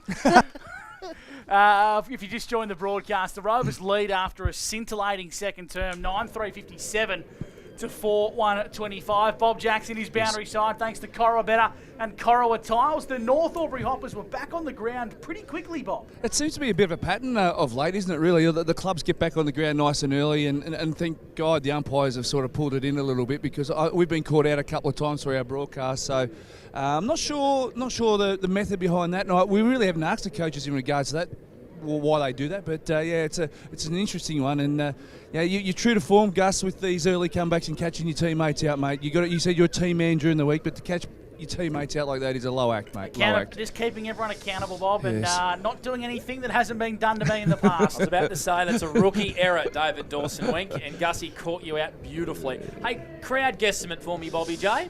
It's actually better than last week. Last week was really poor, and we mentioned that on the call. But I think it's up on last week. That's Monty's area in regards to guessing numbers, but it's definitely up. The balcony in front of the club rooms is fuller than last week, and the hill looks like there's a few more supporters. So the numbers are definitely up from last week's game. North do travel well.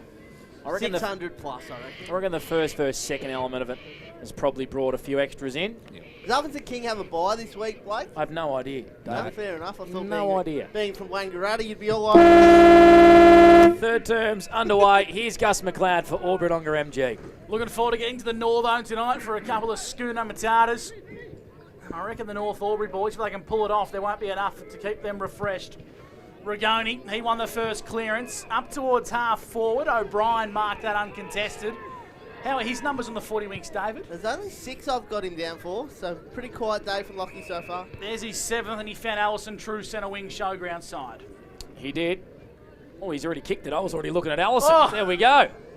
Caught napping. Hayes, inside forward 50. Winter and Flynn Gardner over this footy. Better than being caught with a salad roll in your mouth. You've got a reasonable excuse today, Pandy. You've had a big day up, pal. Thank Big you, day up. Bobby. Thank you. Jace Rain with ball in hand. One of the better umpires in the comp is Jace Rain. Throws it up. Christie doing the rucking inside forward 50. Catapan snaps it around the corner through the hands of Peppers Campbell. Broomhead onto Rigoni. Clearing kick has been marked by Jack Reynolds. Tied up against the boundary for the Hoppers. So some of the big ball winners in the hands on it early. Gussie? Would you call 6 disposals a big day, David? I would, yeah. I would take 6. I think Panda took his 6. Good on you, Wink. It was 7. It was 7. Disposal efficiency, David? Well, he reckons he only had the 1 turnover, and I said we totally disagree with that. After all that, the ball's in front of the Peter Bowen home scoreboard, 57-25. No change since the main break, and North Aubry break away. Reynolds up to half forward, not the best kick.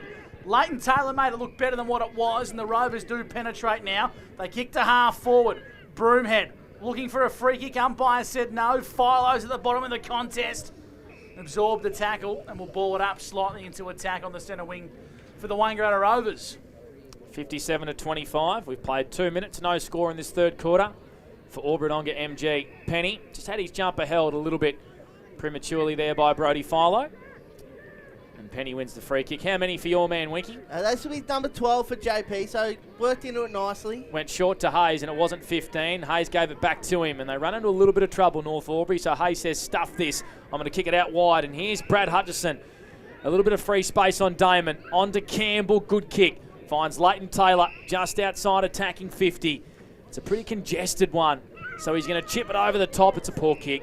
Looking for the lead of Jackson Wiedemann, intercepted by Justin Lewis, and the Rovers can rebound on the far side. It's a part of the game the Rovers have done so well today. Reading of the ball coming inside 50. Here's Dylan Wilson on the showground side. Narrow pass, finds Philo, the booming kick. Inside forward 50. Weaven's gone back courageously. Standing tall was Christie, brought it front and centre. Tracking it nicely is Broomhead, but he's happy to see it out of bounds for a boundary throw in. 25 metres out from Rovers goal. Bob Jackson, thanks to Wangaratta and Cora Electrical. Tell me, boys, have we got 3 of the more underrated defenders in our game here today? McQuaid, Ledger and Harry Weaven. They're quality defenders that don't get the reps that they deserve, I feel. Damon, he's in the ruck, which meant Christie could take this contest. Inside forward 50, nice spoil there coming from Pope, but the shot on goal is across the face. I missed who kicked that, Jim. Was it Catapan? So it's a minor score to the Rovers. They move to 9-5. North Aubry 4-1, thanks to Peter Bowen-Holmes. Julian Hayes with the kick-in duties. I think you're right, Bobby. I think Harry Weaven is growing every week. Intercepting was a part of his game last week, and he's probably been North Aubry's best defender today. And he's given away 6 inches at least to Big Christie. And his kicking's gotten better in the last couple of weeks as well. Gardner, Flynn goes short, finds Jack Reynolds, and a little pocket of sunshine deep in defence for the Hoppers. He's getting lots of instruction. Instead, he's going to retreat, and they're going to try and switch the footy through Flynn Gardner. Oh, dangerous kick across goal. Christie intercepts, goals. Crucial turnover. Julian Hayes couldn't mark it. The kick had too much pepper on it. Christie swooped, and he's booted through his second. And that's a coach killer, Bobby J. Yeah, it certainly is. I could see what they were trying to do. Trying to get the ball to the fat side and get a quick transition that way, but the execution needs to be smack on, particularly that close to goal, and the defensive structure of Wang Rovers today has been really, really impressive, the way they've been squeezing and pushing up behind the footy. They're definitely on in all facets today, the defending champions. They've just been so strong, and as soon as that ball was turned over, you knew it was going to be a goal to the Wang Rovers to start this third term. 64 plays 25 here on O&M Live, thanks to Peter Bowen-Holmes. It's a 39-point lead, a game-high one to the Wangaratta Rovers in the second term, thanks to Aubry MG. Rigoni tracking this one. Oh, out of bounds on the foot. Nubber dribbled across. Is that a 40 weeks disposal, Bobby J? Certainly is. That's 2 and 2 weeks, boys. Better hands than Oscar Ramsden, the North Aubry runner. I can assure you of that. Watermelon would have drowned him last week. It was poor. Back into play. Damon picking off where he left off, I should say, from the first half. Ball's in dispute. Fester left it behind. Rigoni got nutmegged. McCartney tries to find a hand passing target. Ball spills out the back and will ball it up. True centre wing broadcast side. The Rovers 64-25 in front here, thanks to Peter Bowen-Holmes. Margin at 39 points. Damon taps it out of the back. Penny read it beautifully. Outside of the boot, mongrel forward has been marked by Tom Boyd, who is getting better and better. Game and a half into his 2025 campaign is Tom Boyd. He goes wide. It's an interesting kick. You give Boydie a rap. He's got engaged while he's been injured, and he does that to me. Kick in from Broomhead finds Penny. Can open up the far side. It's Julian Hayes. Well defended by Xavier Allison. Just holds Julian Hayes up in the middle of the ground. In line with the centre circle, and not many options are presenting. Congested forward 50, Gussie. Very much so. Hayes waits for one to present. Wasn't the best kick, but it works out okay. It's Peppers Campbell. There's a kick and a half from home. Inside forward 50. Great vision to Dennis. Dennis couldn't hang on the mark. Fester into the pocket. Rigoni kicking on goal. Across the face for a minor score. So North Aubry, they're on the scoreboard in the second half, but it's not a major, it's a minor. 4-2 plays 10-4, thanks to Peter Bowen-Holmes here on O&M Live. And it's going to be Tom Boyd with the kick-in duties at fullback for the Rovers. Tommy Boyd missed the first 8 rounds with a syndesmosis ankle injury. Goes short out of defence, not a good kick. In fact, it was. I thought he was trying to kick to McCartney, but Damon just went, I'll take that mark in front of Hutch. So Ed Damon kicks to centre wing. Gets out the back here, Dylan Wilson. Tim Broomhead on his hammer. Good pressure. Wilson grubbers it inside forward 50. Almost clean bowled Harry Weaven. Cullen comes along and lends a hand. He's going to kick down the wing. Looking for Christian Moncrief. Good tackle from behind from McCartney. Umpire says, give it to me. Ball up right in front of Bob Jackson. Boundary side for Corowa Tiles. Yeah, a good sign is when they're celebrating the little things, like the tackles, the smothers, the spoils. Yeah, the Rovers are very vocal in regards to the 1% things, which they've probably sort of drifted away from the last couple of weeks, but they're really celebrating the little things. Rigoni been North's best, I reckon, so far. Another 40 wings disposal. Got it back in the 1-2, and now he's wrapped up, holding the ball. He's just trying to invent something here for North Aubry. He's not getting a great deal of support. Catapan, he retreats to Murray, and Murray's going to kick fat side here for the Rovers. Inside attacking 50. Cleland needs a good bounce. Cullen picked his pocket. Goes by hand to North Aubry. Get the ball onto Campbell. Long down the showground side wing. He kicks to half forward. Trying to find a teammate in Wiedemann. But Tom Boyd read it like a book to intercept for the Rovers.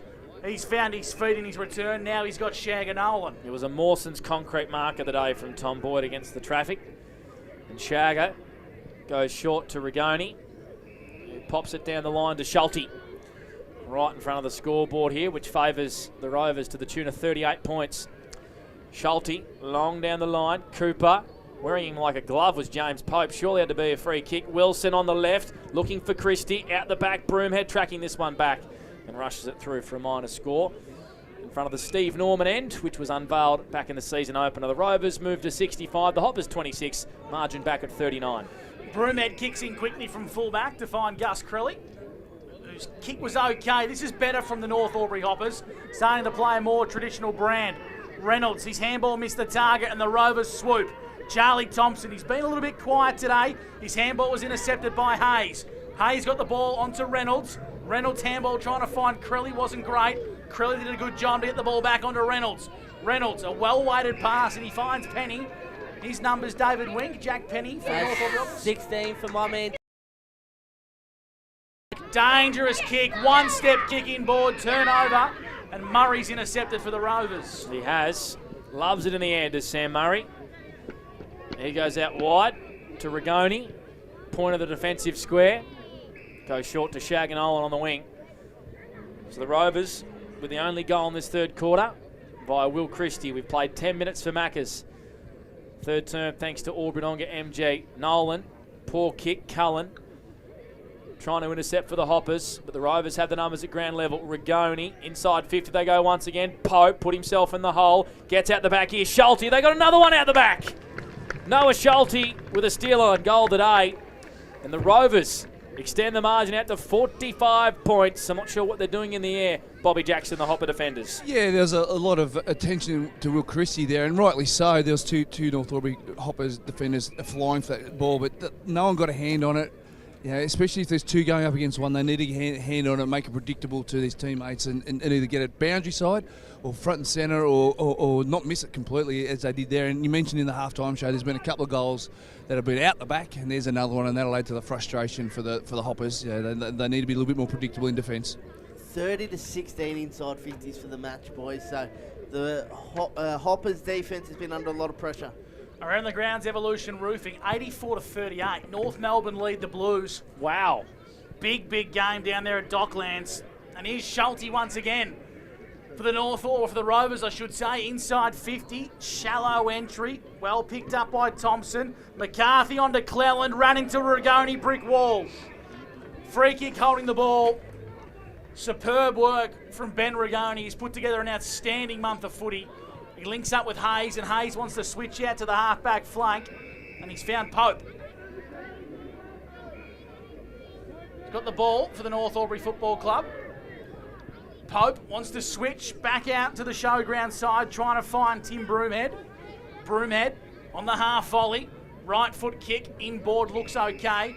Ball's in the hands now of Cullen, who wants to come inboard to Penny. They got the ball at centre half back. He goes by hand to Julian Hayes, who goes lateral out to James Pope, who's got the whole WJ Finlay broadcast wing to himself. He goes short, just missed his target. Cooper McIntosh had to hit that 20-metre kick. Boundary throw-in. It does. Boundary throw-in just forward to centre for the Hoppers, who transferred the footy okay, Bobby Jackson, but just missed the crucial target then. Yeah, that's exactly right. The ball movement was fantastic until then. The better option probably would have been the next one over, which was inside 50, about 35 metres out. So that's okay. That's fine. They're trying things. Here comes Murray streaming through the corridor. He finds a teammate in Cleland, who's marked in front of Mooney.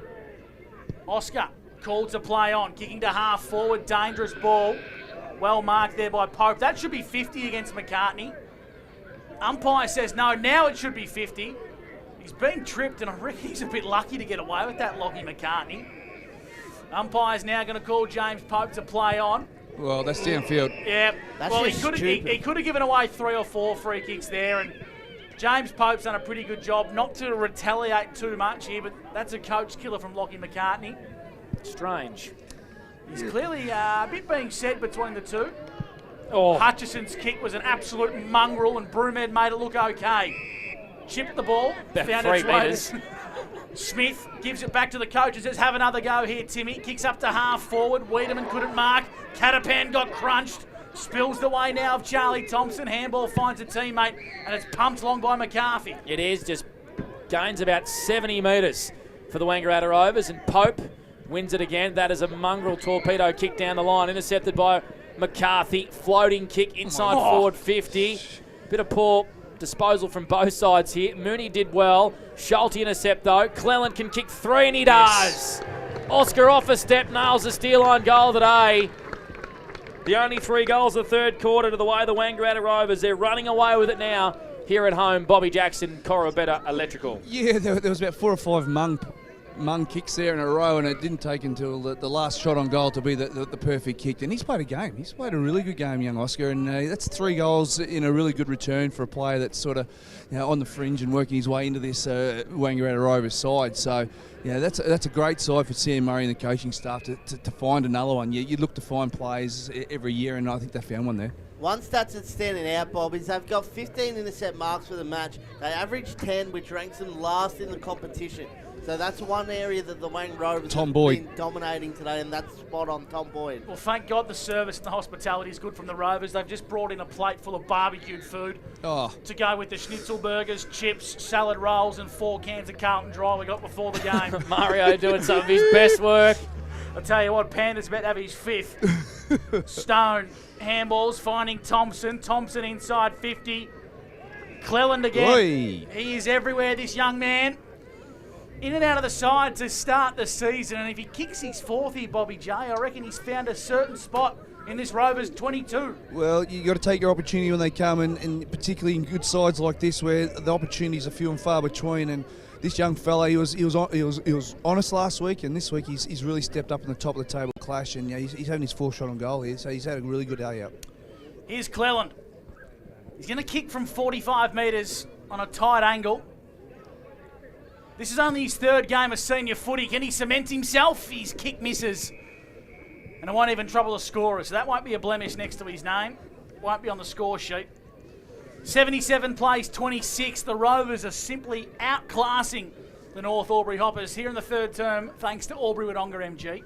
We've played 15 minutes for Maccas. We might get David Dawson-Wink go around the ground soon, and then he can give us some of his leading stat winners here in the 3rd quarter. Hayes is high up and under kick, almost marked by Damon. Gardner and McIntosh leave it behind. Catapan picks it up and sends the Rovers back into attack. Broomhead gets back in the hole and takes a nice intercept mark. It looked a little dangerous there for a while. You'd hear Bobby J under his breath. He switches straight away to Mooney. He goes short to Cullen, who has to get rid of it. Gone, holding the ball. Sam Murray crept up on him and went bang. And sort of personifies what the Rovers have been about with their pressure today. Murray's kick was a poor one, intercepted, and the Hoppers win it back through Moncrief, who goes down the line and finds Riley Smith. So they can sit here, North Aubry, and roll over, or they can just keep trying to take the game on. I'd like to see them do the latter. Here's Penny. He's going to go short. Julian Hayes. Are we taking Jules' numbers? Yeah, Julian's up to the 17 disposals for the match. He gave it to Broomhead, and Broomhead found a pass through the corridor. Wiedemann was the target, got it back, and now a 1-2 onto Timmy Broomhead. Inside 50 goes the coach. Great kick. He finds Zach Graham on debut with a scintillating 40-metre pass. And the young boy who's come through the thirds, they call him the Gherkin or the Pickle. Pickle. He's going to have a shot from goal, and it might test him for range, Bobby. The Gherkin or the Pickle, whatever we're going with. Yeah, he had a silver service there from Timmy Broomhead, and I think you said it earlier in the call, we need 3 or 4 of him, but him forward of the centre circle is where the better value for Timmy is, I think. Can have a shot on goal here. Is Pickles. Not his best kick off the boot, and it's just touched across the line for a minor score. North Aubry, they move to 4 goals, 3-27. The Rovers 12-5-77. That's on the Peter Bowen Homes scoreboard. 18 minutes have surpassed in the 3rd term, thanks to Maccas. Around the grounds, Winky. Evolution Roofing. And Murderford have kicked away 13 goals 2-80. Plays Raiders 5 goals 2 with Lockie Murphy-Dale having 3 in his return game. What's the closest game for us? Wodonga Bulldogs 5-12-42 to Lavington Panthers 7-3-45. I'm glad I chose to call this game. That's good. You had You did either snip Lavington the dummy. or the Dogs about 5 weeks in a row, Gussie. So it's good for you to have somebody else. Allison goes short out of defence to Charlie Thompson. I reckon Steins was starting to enjoy my voice on the call. You reckon? I No, doubt it. I can 100% tell you he wasn't. Dylan Stone turns Crilly inside out, gives it back to Charlie Thompson. Goes by hand to Catapan, back to Stone. Tries to shake off Crilly. Ordinary kick from Stone. Clean bowls Jamie Mooney. It was too far for big Jamie to bend down. Smith has 3 Rovers to beat. Happy to see the boundary line. And we'll have it thrown back in right in front of Bob Jackson. The scoreboard reads 12-5-77 the Rovers to the Hoppers 4-3-27. Geez, they've got some real grunt midfielders here, Wang Rovers, and they're really working hard. Thompson and Catapan particularly, they're really going to work here. Just want to commend the boundary umpires today. They have been superb. They're all getting about 30 metres of purchase. Doing a great job today of the men in green. Up to half forward. Clever palm there from Leighton Taylor. Graham wasn't on the same page. Rigoni now marks across half back. I like the look of this guy, gents. Jez Rigoni. He looks to be an emerging talent. Playing a bit of VFL footy, and he's even found a goal today despite the fact he's been playing across half back. Here's Catapan. Catapan chipping ball over the top to Ed Damon. Good day to have Ed Damon in your fantasy team. Someone changed him from captain. Oh no. Who's got him? He might be getting 200 Monty. today. Could be one of the first to get 200 as well. In the corridor, the Rovers have it. They feed it out to Shagger Nolan. He goes with a pitching wedge over the top and he finds Dylan Wilson. He's too far to score, Dylan. 70 from home. Congested forward line of weight, so he kicks into the pocket trying to find a teammate. Flying high. Was it Lockie McCartney? It was, and he just couldn't quite reel it in. Out of bounds for a boundary throw in 15 metres out from the Rovers goal. They lead 77-27. The reigning premiers are playing a brilliant game of footy here in the third term for Aubry Wodonga MG. So Moncrief, the last goal scorer for the Hoppers at the 21st minute mark of the second quarter. Leaving it behind was Smith, and he got McCarthy high. Did Riley Smith, and McCarthy can line up directly in front. Kick the Rovers 4th of this third quarter. It's where percentage becomes very, very important for both sides here, Bobby Jackson. Yeah, exactly right. And just having a look there's a little bit of feeling around that decision, but yeah, all's good. Yeah, you're exactly right. The Hoppers need to get something out of this game for the remainder of the season, because there's every chance that these guys could meet in the finals. So McCarthy comes in and he gets involved in the party. That's his first goal for the man they call the Rooster, and that's the Rovers 13-5 to North Albury 4-3. David Wink for 40 Winks. Yeah, look, it's a bit of a dreaded sign for North Albury. They've been dominated all day. Charlie Thompson, he's up to the 16 disposals. Sam Catapan, he's up to the 7 disposals in this quarter and 20 for the game. Sam Murray as well, he's up to the 19 disposals for the game for the Wang Rovers. Simply dominating through the midfield. Been a really, really uncharacteristic game here from the North Albury Hoppers. They trail 83-27. Despite the fact I thought they were probably the better team in the first quarter. We've got a free kick here. Bobby J. Corowa better. I'm not sure what that was for. Ruck raffle. Yeah, ruck raffle. I'll go with that one. Well, didn't even go up in the ruck, so looks like it might have been the old first man, last man standing sort of set up there. Shagger Nolan has the ball, retreats. Tom Boyd. Pressure come from Fester. Lewis, I reckon he threw it. Umpire said no. Nice pressure coming in from Angus Crowley, as Tom Boyd's happy to see it out of bounds for a boundary throw-in. 22 minutes gone here thanks to Maccas and O&M Live, and the Rovers hold a strong lead, 13-5-83 to North Albury, 4-3-27. 40 round from Hopper's goal. Just haven't had the ball in their own half at all since about the 20th minute mark of the opening quarter. And the Rovers have dominated. Another ball up just outside Hopper 50, who play the Dogs next week into Aubry, into Lavy. So it's a massive month for the Hoppers. We know they're down a few charges, but they're going to have to find a few wins. Another ball up. As Charlie Thompson's at the bottom of this pack. What about his numbers, please, Winky? Charlie Thompson, he's had 16 for the game. Penny, outside of the boot, rolls it inside 50. McIntosh tackled straight away. It's picked up by Lockie O'Brien. Haven't called his name too many times today. That had to be a free kick to Cooper. Pope held his jumper, and then Pope missed an easy hand pass to Peppers Campbell. Oh. And then wins a free kick. And Pope plays on with an advantage straight away. Streams inside forward 50. Oh, gee, it's a bloody ordinary kick, but it's going to work out again. Fester! Open goal, Fester! My man, Kieran Duncan kicks a beauty. He sits on a tractor all year round and he runs into open goals at the WJ Finlay. A rare highlight for North Aubry. They've kicked their 5th, Bobby.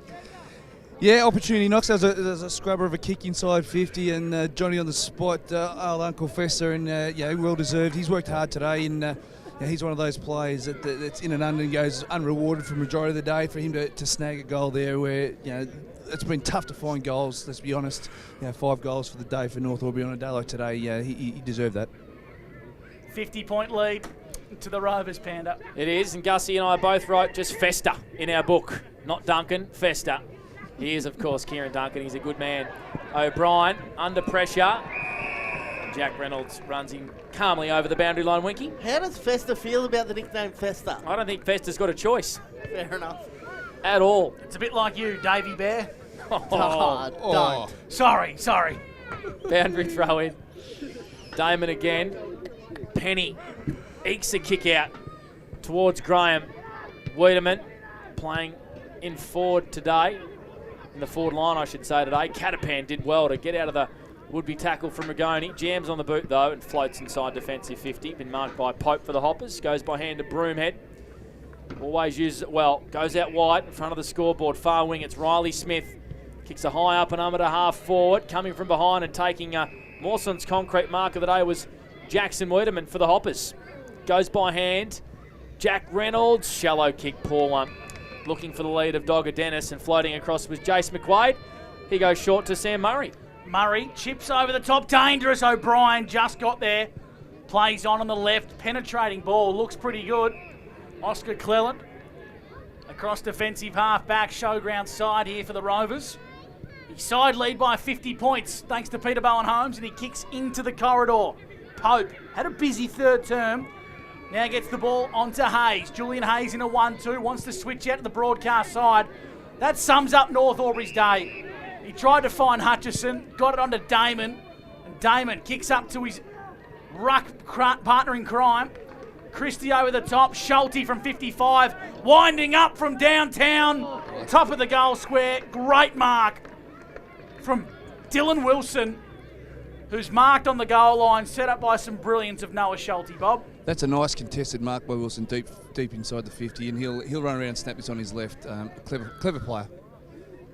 One of the more solid contributors, Dylan Wilson. You can always bank on him for a goal and a couple of moments of brilliance each and every week. The Rovers respond instantly. Margins back out to 56 points. Dylan Wilson, he's popped up and kicked his second. The two Twin Towers. I've noticed Will Christie's played pretty much the whole game as a full forward. I reckon he did that last week too, Gussie. They really work well together with Ed Damon in the ruck, Will Christie creating a target down there. And Dylan Wilson goes underrated, I think, for me. I'm with you, Gussie. Can count on him to kick a goal every week, lay 6 or 7 tackles, and bob up with 15 or so touches each and every week. Evolution Roofing around the ground. 3/4 time sees Yarrawonga 6-6-42 to the Albury Tigers 3-8-26. And it's a 5-point lead to Lavington over the Wodonga Bulldogs as well, Panda. I picked a few good games. We certainly did here on O&M Live. Thrown back up in the middle of the ground. Rigoni trying to get a hand free. That absolutely frightened the living daylights out of me. That siren absolutely frightened the living daylights out of me. You blokes do sleep with the light on. Yes, we do. That is 3/4 time done and dusted. A 4-5 goal to 1 quarter favouring the Wangaratta Rovers. They lead by 56 points at the final change. 14-5, 89 the Rovers to the Hoppers 5-3-33. Stay with us on O&M Live. You will not miss a thing. You're clear.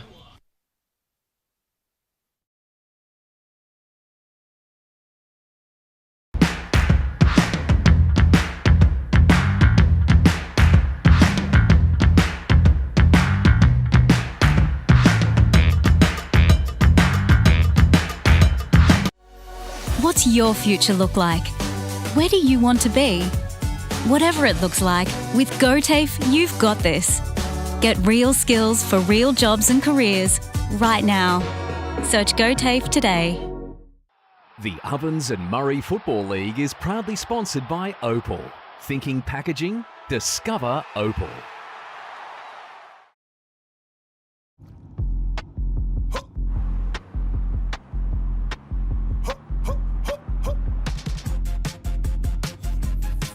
Shawty get inspired, how about that? How about that? This time.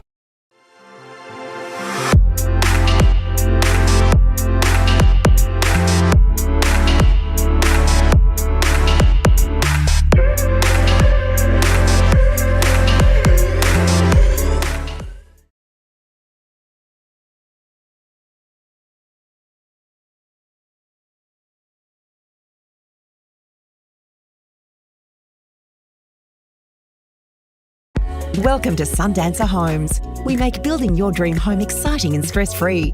Backed by over 30 years of experience, one of many reasons why we provide a lifetime structural guarantee. Visit our information centre at Dean Street, Aubry.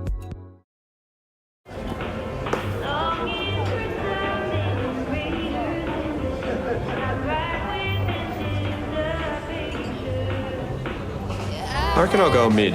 Carlton Drive 3.5. Embrace the mid. My family is my first priority. We go on adventures. We treat each other well. We look after one another. And Tobin Brothers Funerals will treat you like family too. They take pride in creative funeral solutions and will fulfill you and your family's wishes, so if it's legal, it's possible. Tobin Brothers Funerals, family owned since 1934. And now, caring for your family here in Wodonga and Corowa. Tobin Brothers Funerals, celebrating lives.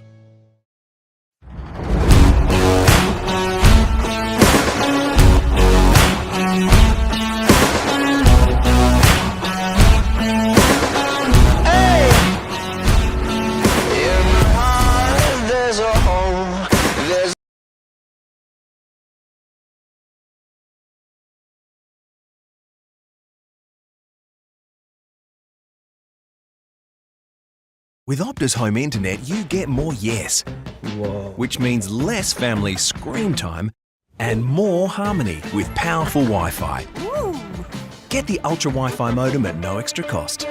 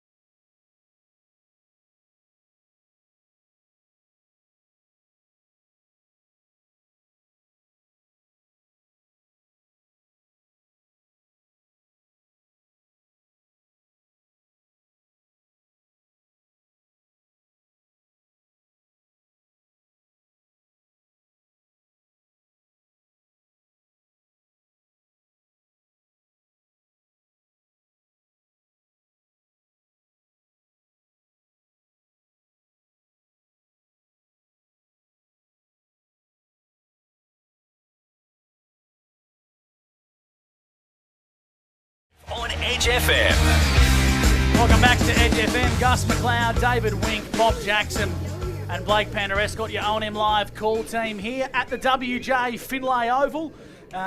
Three-quarter time sees the Rovers in front. Panda, what were your thoughts there on the third term? I've got him as well.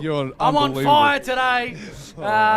David Wink, give us an update. Nailed him with a mouthful of food as well, Gussie. The Aubry Vital Air, quarters best in the third term. Aubry Vital Air, helping you breathe easier day and night. Now based here in Wangaratta. You put me on... Gussie. What'd you say? I put you on the spot. We only do this every single time we return from a quarter. No, you're right. Come on, Davey Bear. Oh, Bob, don't you start too. I thought Jack Reynolds was really good for North Aubry coming into that third quarter. I thought James Pope played a really good third quarter as well. And then for the Wang Rovers, Sam Caterpin and Charlie Thompson really went to work in the midfield. And, doing all the grunt work that not many blokes like doing. What was the message at three-quarter time from the two huddles, Bobby J? Yeah, Timmy Broomhead was along the lines of let's make sure we get something out of this, make sure we go back to our learnings and make sure that we finish the game under our terms in regards to the structures and the way we want to play. On the other hand, the Rovers, they were pretty laid back, and there's a couple of jokes here and there, a bit of laughter, a bit of what have you, but I think Sam's message was really defence-orientated, make sure their defensive mechanisms are up and about, because I saw him pushing the magnets in a fashion that suggested that they really want to control the game defensively. So, and just on a side note, I spoke to the photographer down here, and she said she had to go home and get an extra reel because she spent a whole reel on a photographer in a camera on the second grade game here today on a particular number 57 for North Albury. Yeah, well, you'd have to. Who was that photographer, Bobby? This lady just here. It might be Mel, who Mel? does some of her best work. Mel, yes, it is. Sports. It yes, is, who Mel, gives yes. us all of our photos. She is a beauty, is Yes. Mel. She'll send an invoice for that reel. No dramas. Be working overdrive on Photoshop, I'd imagine. Back in the middle, and fourth term is underway, all thanks to tyre power. Let's keep it together, team. Come on. Yeah, it's been a long day. Hutch down to Winter, who's been pretty quiet for the Hoppers. Going to load up long. Oh, Boyd. Mawson's concrete mark of the day. He's finding his feet now is Tommy Boyd with a wonderful intercept pack mark. Goes out wide to Lockie McCartney. He's on the wing, has a runner, and it's always Sam Murray. Comes in on the left, really poor kick, turns it straight over to Jack Penny, who I think has been North Albury's best by a long way today. The most consistent across three terms, that's for sure. He's the coach, Broomhead. Took a fair bit of real estate, now finds a teammate. McIntosh, true centre wing broadcast side. Not many options present. The Rovers have a lot of numbers behind the ball, so he waits for a Rigoni lead. Got it on the second. Bite of the cherry. How many numbers here for Rigoni? 17 for Ben. Inside 50. Great fist from Allison. Now it's in dispute. Penny there first. Handball's back to Mooney. Now they're going to go inside 50. Nice kick there from Campbell. Top of the goal square for the Hoppers. Nice mark from Dogger Dennis. Read it beautifully. Pushed his opponent out of the way, and Big Dogger can have a look on goal for North Albury. 6, Bobby. Yes, Dogger controlled the flight of the footy there beautifully. Just kept his opponent under the flight of it, and took a nice easy chest mark in the end. It was a fantastic work. Looking for goal number 2. Evan Street End, Steve Norman goals. Dogger Dennis slots it through. So North Albury strike first here in the fourth term. They move to 6 goals, 339. And they trail the Rovers 14-5, 89 on the Border Switchboard scoreboard. Yeah, they just got to find that for marking option inside forward 50 a lot more. They've only had the 3 marks inside forward 50 for the day in North Albury, so if Dogger Dennis can get on the end of a few and have a big quarter, that might be a sniff. How many marks inside 50? 3 marks for the day. And that's very dangerous, as they are the number 1 team in the competition for marks inside 50 normally. You literally took the words out of my mouth, Gussie. A bit of prep. They are they average about 15 marks inside forward 50, so that's 1/5 of what they average, which is just not going to get it done. Here's Murray. Gets it done every week, this man. Out of the middle, penetrating kick. Pulled it at the last minute. I'm not sure whether it was his option, but he finds Alex McCarthy, who marks in front of Flynn Gardner, and Alex McCarthy will line up 45 out, pretty much directly in front. The intention was to cut it across his body like he did, but I think he wanted it a little bit deeper than that. I think the player intended was the next one in line. But he'll take it. Absolutely, he will. So Alex McCarthy, who's kicked 1 goal today, 1-1, has Alex McCarthy cemented himself as a very, very good player in this competition. It's through for a minor score. 1 goal, 2 for Alex. The Rovers move to 14-6 to the Hoppers 6-3. The margin is at an even 51 points. 37 inside 50s to 21. The Wang Rovers are just dominating the first 3 quarters and have started on fire here in the fourth. Hoppers are number 1 as well for inside 50s. How about that, Gussie? A big barrel from Tim. That went 65. Oh, I reckon he ran about 10, but that's okay. Gus. 64. Maybe 63 and a half. Yeah. Gus has been a real team man today, boys. Yeah. Just watch him. Yeah. Just watch him. Trying to boost up some, social media activity and just cut us down. That's okay. It's okay. Just worried about Dan's list, boys. Yeah, it's a worry. Let the bakers bake the bread when it comes to the canteens. Inside 50 go the Rovers, or just narrowly avoiding the 50 arc. McCartney, who's been dangerous today, chipping ball over the top. and he finds Charlie Thompson. I reckon Chugger's going to back himself in here, David. Well, I hope so, because I've got him in my fantasy team, Gus. How many numbers for him? This will be 20 on the nose for Charlie. Averages about a goal a game. Been a modest game for Charlie, but he's had plenty of other contributors around him. It's been one of the better team performances for the Rovers. Yeah, very hard to pick a best. Yep. Charlie Thompson from the junction of the boundary and the 50 arc's going to set it up to the top of the square. Mooney flew high, couldn't quite hang on to it. Nice gang tackle applied by the Rovers. Will ball it up 20 metres out, directly in front from Wangaratta Rovers' goal. 4.5 gone here in the final term for Maccas. So Mooney doing the ruck work against Christie, who takes all the forward 50 ruck contests. And what I mean by that even performance is usually Murray gets 40 or Catapan with 38, but not too many high numbers, I reckon, Winky. It's just been a really even performance. Muzz is the leading with 22 and Catapan's at 21. So there we go. He'd have to be nice and high, boys. Would be indeed. Ledger takes a mark just outside attacking 50 for the Rovers inside the centre square. He's going to pump him long once again. Weaven flies high, brought it to ground. Rigoni threw it out. Gardner, Flynn clears defence. Clean bowled Wiedemann, got a wrong bounce. O'Brien dodging and weaving and finding a target. No. Penny takes a nice mark in front of Sam Murray. He's going to switch out wide. Across the flank, it's Winter. How many for Winter, Winky? 13. Been a little bit quiet today, but he's not a lone wolf when it comes to being quiet for North Aubry. They're going to want to put a line through this one and move forward pretty quickly. Dangerous ball over the top of Mooney. The Rovers have the ball in the hands of Murray. Slipped over, tried to find Philo. Philo went the soccer out of mid-air. They escape danger as Tim Broomhead steps up. Winter goes with a handball out wide to Zach Graham. The boy on debut, back to Pope, wanting to find the left and now gets it. And Penny's found a lot of space. Penny got a good bounce, has a handballing option over the top in Reynolds. Gets to 75, lowers the eyes, sits the ball up in the hole. Not the best kick. Now it's the coach in Broomhead out wide, trying to find Crelly on the half volley, tied up in the pocket, dribbling, bouncing. Goal! Oh, the Sharon does weird and wonderful things. It was going straight into the palm of Tom Boyd, and it gained about 15 metres in air, bouncing over the top of Tom Boyd through the big sticks. It's a goal that thanks to Steel Line via young Angus Crelly. Tom Boyd, stiff as you can get, Bobby J. Yeah, the old saying is you don't have to be dead to be stiff, or stiff to be dead, whatever that saying is. But yeah, he's tried hard all day. He's been a good, honest trier, and that's what Tim's probably looking for out of today. Is who's prepared to stand up in the face of adversity, particularly with the scoreboard, the way it is. You don't have to be stiff to be dead. You don't have to be dead to be stiff. I reckon it's the dead to be stiff. I'm dead set freezing down here. My brain's just about done. Oh, I like the ladder. Yeah, and there's not much hair on that melon too, Bobby J. I tell you what, it wasn't a great kick from North Aubry inside 50, but they made hard work of it anyway. What ends well, ends well. Philo left the footy behind. Broomhead is getting better in this game. Goes out wide, finds Jackson Wiedemann at half forward, has 10 metres on his opponent. Left foot kicks a beauty into the palms of Dogger Dennis. My man Dogger will line up. 40 out, 45-degree angle, pretty tight actually. Maybe 10 metres in from the boundary. He'll go back for goal number 3. Timmy Broomhead, he would have put some boxes in front of the players to tick in his last quarter, and he'd have to be happy with what he's seen so far. The movement of the ball, the energy, the pressure on the footy, and the delivery inside 50. They may be the things that he wanted to tick off before the day's out. So, they've played a good brand of footy this last quarter. Percentage is so important. The difference between a 50-point loss and a 35-point loss is big. Oh, flying from behind and almost marking it, I think was Jack Reynolds.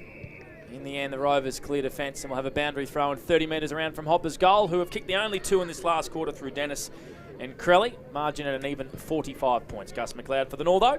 Boundary throw in, deep into attack for the North Aubry Hoppers. They'd love a couple more in this final term for border switchboards. Winning the tap was Hutchison. Murray, bottom of the contest. Wrapped up in the tackle, will ball it up once again. Umpire calls for time back on. And we're back underway. Hutchison, back-to-back ruck contest he's prevailed in. As North Aubry try and exit. Dangerous ball, it's in dispute. Now it's in the hands of O'Brien. Being quiet by his big stand, but when he's had the ball, he's been superb. McQuaid's kick was a mongrel, falls in the lap of Allison, who goes underground with poise and brilliance to Rigoni. And Rigoni kicks long down the line. How was the kick from Allison? It was brilliant, and the kick from Rigoni was up to the task as well. He's going to be something, Jez Rigoni. He's a good size. When he puts on about 5 or 6 kilos, he's going to be a very good player. Need Mario to bring in some schnitzel rolls. Yep. A big thanks to Mario and the crew from the Rovers who brought us some barbecued meats before. Rigoni almost got his head ripped off by Catapan, wins the free kick. And he goes short in the middle of the ground to Reynolds, who, alongside Penny, have probably been the best two, I think, for North Aubry today. Campbell on the wing. He's got Julian Hayes running for him. It was a really ordinary kick from Peppers, so Hayes says, I'm going to give it back to you. Try again. Isaac Campbell, that one's a better kick. Finds Darcy Cullen on the wing, right in front of the North Aubry bench. Go around the ground soon if we can, please. Gus McLeod for Evolution Roofing. 54-49, Lavington lead the Dogs. Cullen, long down the line. Flying high was Leighton Taylor. Hoppers have the numbers at ground level. Through the legs of Shag and Owen. Big pack of players inside Hoppers 50 as Murray's taken over the boundary line. And we'll have it thrown back in. 50 around from North Aubry goal. As I said before, the only two in this last quarter for Tyre Power. Hello to Harry and the crew from A1 Tyre Power. The Rovers by 45 points. Dogs back in front by points. Wow. Evolution Roofing. Only 1 minute gone in that game too. We might see if we can take you there at the end of this contest to see what the happenings are. 90-45 here at the WJ Finlay Oval. And we'll get the ball back underway with the ball up at half forward. Inside 50, well done Reynolds. Handballs to the advantage of Wiedemann. I reckon he threw that to Dogger Dennis. Yep, umpire saw it. And it's a free kick to the Rovers in D50. How many free kicks today, Winky, for the respective sides? 9 for the Rovers and 16 for North Aubry. Still think the game's been officiated quite well on the 40-wing stat sheet. Jason Rain's the best in the business. McCartney got the ball to Catapan. Now Catapan got the ball to Philo. Philo across half back for the Rovers. One-step kick inboard was good. Found its way to Dylan Stone. 1-5-1 in Rovers colours at senior level for Dylan Stone. McCartney's on. Murray's there and he says, bugger off, Lockie. I'm getting a 40 winks. True centre wing broadcast side, the coach. Nice looking kick. Napping was Schulte, left it behind. Justin Lewis come through. Paddles it to his own advantage. Needs to keep it alive. Does so. Oh, umpire's pinned him. Out of bounds for a boundary throw in front of our broadcast position. The Rovers still maintaining that 45-point buffer. 14-6, 90 to 7-3, 45. Bobby J, thanks to Kyra Better. We're just about that point of the game where we just want to get through without any injuries from both sides, I think. North Aubry can't afford any more, and Wang Rovers is just starting to play some good footy. Can't afford to lose any play. So I reckon we're just about at that cooling off period. Thompson meeting the sandwich by a couple of hoppers who lined him up. Pope's over this footy. In fact, it's Rigoni. Son of Eddie. Son of Eddie. Yep. Son of Ed. One of our favourites, Eddie Rigoni on O&M Live. He'll be listening. Damon grabs it out of the ruck, tumbles it forward, playing in front and almost marking was Christie. Broomhead goes short with a 30-centimetre kick. No joke. And it's been marked by Mooney, and then he gets a free kick. A 50-metre free kick because Noah Schulte didn't come back off the mark, Bobby. It's a funny game. I thought someone might have agreed with your call there how far the kick was, and it might have been pinged for back chat, but you got a better view of that than I have. But just got that going through the motions sense about it right about now, boys. Evolution Roofing around the grounds. Yarrawonga at the 18-minute mark lead the Tigers 56-34, Balake. Oh dear, could be season over for the Tigers. Mooney retreats to Weaven. His kick poor. Over the head of Flynn Gardner. He kicks it to the much bigger opponent of Ed Damon. He goes down the line to Philo. Shows the footy to his opposition and then kicks it long inside forward 50. Weaven gets back dangerously in front of Christie. Pope wins it for the Hoppers at ground level. On to Fester. Kick to goal in the third quarter. Pops it over the top to Penny. He's got options in front. One of them is Crelly. Marks in the middle of the ground. He's just burnt Fester. He was on and he gave it to Broomhead inside 50. Shallow and narrow, not the best. Clever work from Graham. Made a good contest of that. Getting amongst the action too was McIntosh for North Aubry. Handball goes backwards. Now in the hands of Broomhead. Normally a good distributor, and that is simply the best. Found Jack Penny with a Mawson's concrete play today. Exquisite vision from the coach, Bobby. Yeah, we sing his praises every week when he gets the footy. He sees things that the mere mortals probably don't, and in 9 times out of 10 he hits the target. And Jack Penny, he did some hard gut running to get to the position where he was, and it's nice to see him get rewarded. He's had a pretty good day today, Jack. How many disposals, Winky, on the 40 Winks? 27 and a goal for my man JP, going back for his second. Penny to the Evans Street end. This for 3 in a row for North Aubry. Jack Penny steers it through. Margin back to 39 points. The Rovers in front of the North Aubry Hoppers. That's on the Border Switchboard scoreboard. Here at the WJ Finlay Oval, we played 14 and a half minutes thanks to Maccas in the 4th and final term. He has been known to watch his own highlights, Jack Penny. So does Noah Spiteri. And then gets his mates to send DMs. Oh, jeez. No one's safe. Absolutely no one is safe. No, drive by Central up here, Bob. Good on you, Davey Bear.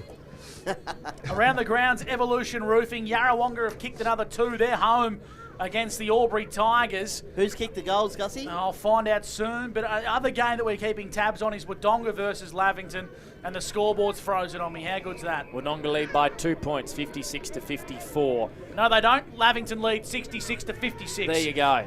A little refresh does wonders. Caden Winter out of the middle, looking for Wiedemann. Out the back is Riley Smith.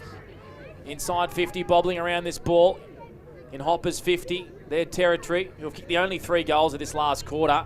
Margin back to 39 points, and we keep talking about how important percentage is for both sides. Clearing kick from Boyd. On the wing, Noah Schulte has grass in front of him. He's been crunched by McIntosh high. Right in front of Bob Jackson for Corowa Tiles and Corowa Better Electrical. Is it warmer down there, Bobby, or no? No, it's not. It's Arctic down here. This kid, he came off the back of some really good stuff last week, and he's done it again this week. He's playing himself into a nice little role here in this side. He is. Schulte. Kick was almost intercepted by Cullen. Rigoni brought down in a big tackle by Julian Hayes. Holding the ball and a free kick to the Hoppers, who play on with an advantage through Rigoni and Penny. Now Penny's just going to kick to half forward, but there's not many options. Damon went one-handed. Clever from Graham, but he turned it over to Big Ed. Big Ed just sells a bit of candy. Wormburner down the line to Catapan. Now Schulte feeds it on to Lewis via hand. The right foot kick to a 2-on-1 at half forward. Flying across was Peppers Campbell. Should have been a free kick. Umpire said no. Pope and Mooney link up. Mooney's disposal by hand was intercepted by Cleland. On the left, he swiveled inside forward 50. Whistle. Blocking free kick. It's going to go the way of Christie against Weaven, and I don't know if there was a hell of a lot in that, Bob. No, my view was blocked there, boys. I was just watching the contest, and at the point of contact, I had a bit of traffic in front of me. So I'll go off the back of you, Gus. I'll trust you, mate. That's a team play. I'll back you. Thanks, Bob. Yeah. Christie, and he just darts the ball in the pocket to a much tighter angle and probably about 5 metres closer. Sam Murray, this will really test the left boot of the coach. Is that a good day today, David? What are his numbers on the 40 Winks? This will be number 27 for Sam. Averages 30 for the season. Sam Murray, you're going to have a shot on goal right in front of our broadcast position. He'll kick from 35 metres, maybe closer to 40. Tightest of all angles. In front of the Cricket Club Pavilion here, netball court pocket. Sam Murray, the coach, brings it back with class. It's a Murray masterclass here at the WJ Finlay Oval. That is simply superb from the Rovers coach. He pretty much knew straight off the boot there, didn't he? Like, as soon as he made contact, he was hand in the air, back to the middle, and that's just a quality finish, particularly from where it was, and you scored it beautifully. The left footer deep in that pocket, but he's had another good day leading from the front, and he's got to put these methods and plays in place, and he's got to follow it through, and he's led well again today, Sam. He's the best player in this competition by far, in my opinion, Sam Murray. He's an absolute superstar. Tell you what, the goal kicking for both sides today has been superb. 8-3 North Aubry, 15-6 the Rovers. The Rovers are ranked number 2 and North Aubry number 4 for goal accuracy in 2025. Caden Winter with a free kick out of the middle of the ground. He's going to go into the pocket to a 1-on-2. Interesting choice. Wiedemann tackled straight away by a couple of Rovers. And we have a ball up just outside attacking 50. For the Hoppers, who have been good in this last quarter. They kicked 3 goals to 1. Evolution Roofing around the grounds. Lavington have kicked 3 on the bounce, 72 to 56 over the Dogs. Not as close, that one now. McIntosh tackled straight away. Flynn Gardner under the hammer. He's got a free kick for a hold against Alex McCarthy. Goes inboard to Broomhead. Links up by hand to Caden Winter. Good kick. Oh! Massive collision. And the young fella, Zach Graham, has taken an unbelievable mark for the North Aubry Hoppers. Likewise, coming the other way, Jace McQuaid crunched him. All players showing the utmost bravery. And the young fella on debut, Zach Graham, says, I can't be bothered kicking, I'm passing it off, I'm too buggered. He kicks towards Riley Smith, who won a free kick for a push in the back, I think. That act alone, boys, that will earn him so many pats on the back, so many brownie points, you name it. That was outstanding courage by a young fella, whether it's young courage or I'm not sure what that was. That was just fantastic, and that's something he can hang his hat on. He can't walk, young Zach Graham. He's hobbling off the ground, so that is desperation and the bravery. It was actually Harry Weaven that collected him. Oh, sorry, Jackson Wiedemann on the way through as well, Panda. There you go. Riley Smith has kicked a goal. The Riz. After all that, Riley. So the GC's back open in Wangaratta. Would not surprise me if this man stays back afterwards just to go to the GC. He does his best work after hours, does our man, the Rizzler. The Riz and Festa, a 1-2 dream team on O&M Live. And young Zachy Graham, he's coming to the bench for a spell, Bobby, with a few rounds of applause from his North Aubry faithful. He's getting the well-deserved pat on the back and a round of applause from the North Aubry faithful. That was what you want to see from a fellow who's playing early on in his career and trying to forge a path at a really strong club. Margin back at 39, fourth term for A1 Tyre Power. 21 minutes gone here on O&M Live. It's all thanks to Maccas, and the Rovers going to go again, clear on top. The reigning champs is Penny inside 50. Oh, the Rizzler. Watermelon would have drowned him. Dogger Dennis out the back, open goal, bang. 2 goals in 30 seconds for North Aubry, and Dogger Dennis has got his third. What a time to drop him from your fantasy team. This is the old Queensland Maroons state of origin theory. You finish strong, you finish nice and hard, and you finish with outscoring your opposition, whether you win or lose. And this is something North Aubry can hang their hat on going forward. That they've got plenty of run in the legs, and that they can score quickly, albeit a losing cause. They'll take plenty out of this with the ability to move the ball quickly against a well-drilled defensive unit that prides itself on not coughing up too many scores.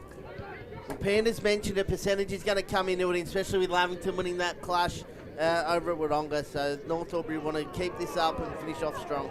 Margin back at 33 points. I reckon Sam Murray would be just a little bit annoyed. Opportunity for the Rovers to really put the foot on the gas here and run away with a big win. Yarrawonga have beaten Albury by 22 points. Massive win for the Pigeons, who moved to 4 and 6, and who knows? There's a heartbeat. There is a heartbeat, albeit a small one for the Pigeons. The Tigers are now 5 and 5. Here's Jez Rigoni just outside 50. Hooks it to the pocket. Broomhead in the hole. Him and Weaven fight over the footy in the end. Timmy rushed it through for a minor score. And the Rovers moved to 97. The Hoppers 63. It's been 5 goals to 1 in this fourth term for A1 Tyre Power. And here come the Hoppers again through Rigoni. Broomhead to Hayes to Rigoni. It's a nice sequence. They get the ball to half forward. Festa, nutmegs, need to get the ball back in his hands. Magic happens when he's got it. And the Rizzler, he's been wrapped up in a tackle by Xavier Allison. So North Aubry have got the ball basically coast to coast between the 50 arc and their attacking 50 and the centre square, I should say.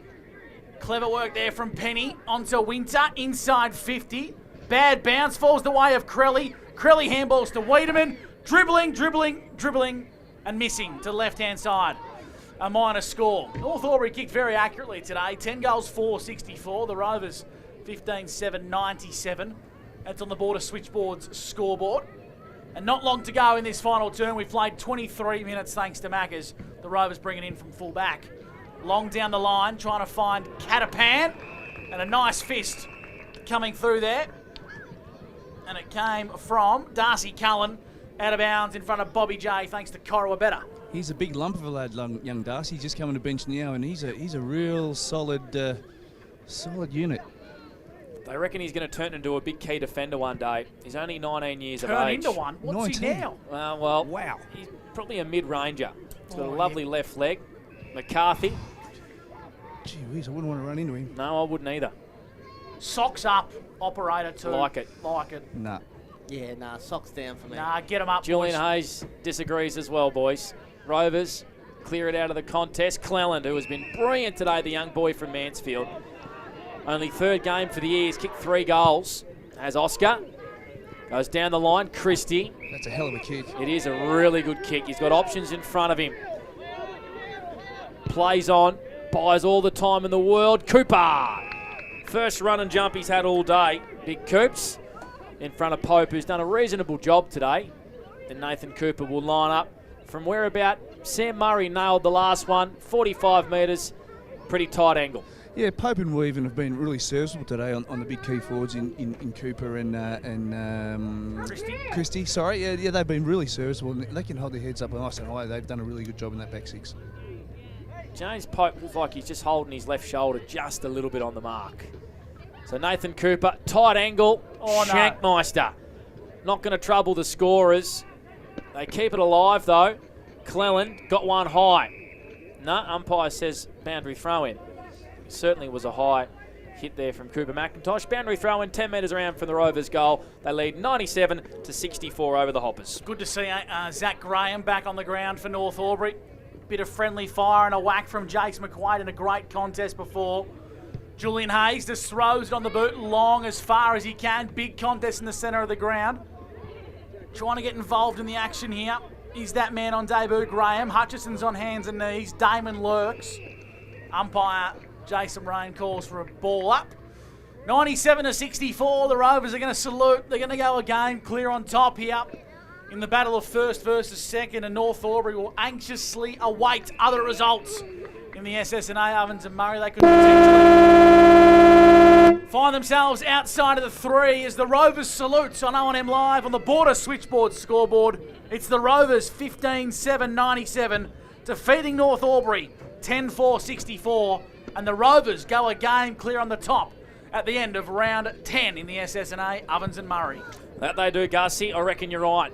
After a 33-point loss for the Hoppers, a 22-point margin between Lavington and Wodonga at the moment, and the Wang Magpies beating Corowa pretty convincingly. 50 points with still about a couple of minutes to go. Lavington will go to second, and I think you'll find that North the Magpies will go to third and North will go to fourth. That's how tight this competition is. Tell you what, I reckon Bobby and Winky have a pretty hard task of finding our Anytime Fitness player of the day, and I tell you what, that is not a good sign for North Aubry. Leighton Taylor has ice on the back of that left foot, and they cannot afford to lose another tall forward. Nah. Bobby Jackson? No, I noticed that he came off a little bit earlier in that last quarter. I think it's just precautionary, Panda. I don't think it's all that bad. First question for Tim Broomhead, I reckon, Bobby J. Yeah, all right. I reckon that's probably about as far as we'll get you on the microphone too, Bobby, in terms of distance. But Also, Lockie O'Brien with a bit of ice on the shin. So maybe you're right, it's just all precautionary, Bobby. Yeah, Winky's signing autographs. Are you seriously, Davey Bear? What are you doing signing autographs, son? I reckon Ed Damon's got to be a contender. I know he faded out after half time, but Set the game up. a very good sprinkling of players. I thought Oscar Cleland will certainly find himself amongst the best players. The youngster with 3. Tom Boyd was superb. The coach was pretty good as well. It's hard to go past Big Ed, I reckon. Yeah, it was a very even team performance from the Rovers. 97-64. They get the Chockies over North Aubry. And I reckon that Bobby J is just going to monitor his way over to get a chat with Big Ed. Yeah, I think he knows it's coming too, Big Ed. That's where Bob Jackson is heading to present our Anytime Fitness Player of the Day. 524 gyms, one membership. Ed Damon, the Anytime Fitness Player of the Day. It all starts in the middle, big fella. You had a really good day today. You penciled this one in to have a big one? Yeah, no, it was a good day. The mids, boys and mids really helped out, made me look pretty good. So it's good when you got a grade on ballers. So, yeah, the slow starts were a thing that Sam focused on last week after the game. You guys got off to a nice solid start today that you can build on? Yeah, it was a lot better than the last 3 weeks. I think they got off to a pretty good start as well, but we seemed to match them, and then that second quarter really took off, which was good. Shared the workload today. You know, there was a good spread of good players and good goal kickers today. That must be pleasing moving forward. Yeah, it's definitely a big improvement from the last couple of weeks. We've really gone away from how we play, playing a bit of selfish footy and not really defending that hard, but I think the boys really brought back that hunt and pressure today, which was good. Well done, big fella. Congratulations. Well done. Ed Damon, our Anytime Fitness Player of the Day. He'll grab this sign He'll strangle it, the big boy. He loves it. He's a big unit. He's a massive man, is Ed Damon. Left the footy club, went down to Geelong. Come back a much better player, I have to say, Ed Damon. Good on Davey Bear. Have a look at him. He's a people person. He's a man of the people. He's got a lot of friends at North Aubry, Davey Bear. A few supporters at the Rovers as well. And we'll get the song for you straight after this. So the Rovers move a game clear on top of the ladder, and the Panthers are really running away with it now against the Dogs as well. They lead by 28 points around the grounds for Evolution Roofing. 7-16 for the Doggies to 13-8. Bad kicking is bad footy. They're their own worst enemy at times, the Doggies. Yeah, and unlike Lavington to kick straight as well, who have sometimes struggled in that component of the game. Stay with us, our post-game show. All thanks to Harvey Norman Betting on the other side of this as we go into the club rooms, and we'll get the Rovers song. Hopefully our wireless mic does some of its best work. As the Guzzler just takes a nice chip from Winky's collection of hot chips. Sucked in, David. So we're in the Rovers rooms. And we've just hanging on here by a thread.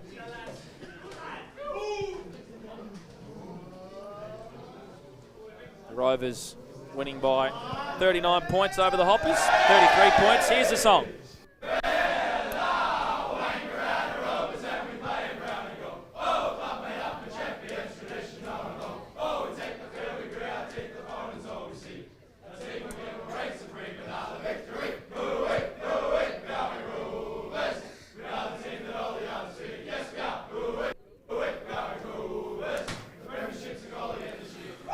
The Rovers move a game clear on top of the ladder, beating the Hoppers by 33 points in the first-second clash here at the WJ Finlay Oval. Our post-game show for Harvey Norman Betting on the other side of this. This is O&M Live. The Rovers too good over the Hoppers. And on O&M Live, you won't miss a thing.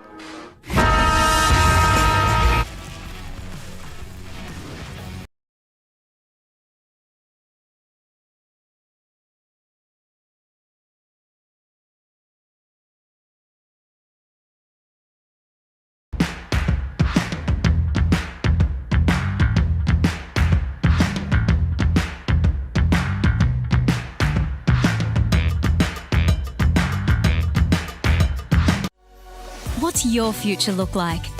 Where do you want to be? Whatever it looks like, with GoTAFE, you've got this. Get real skills for real jobs and careers right now. Search GoTAFE today. The Ovens and Murray Football League is proudly sponsored by Opal. Thinking packaging? Discover Opal.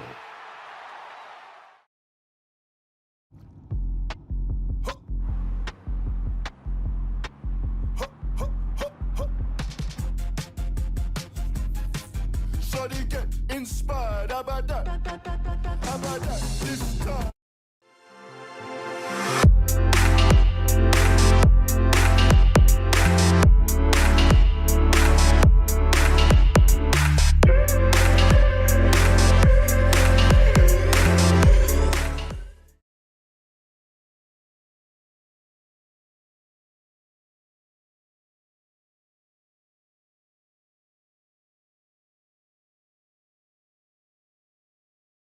Welcome to Sundancer Homes. We make building your dream home exciting and stress-free. Backed by over 30 years of experience, one of many reasons why we provide a lifetime structural guarantee. Visit our information centre at Dean Street, Aubry.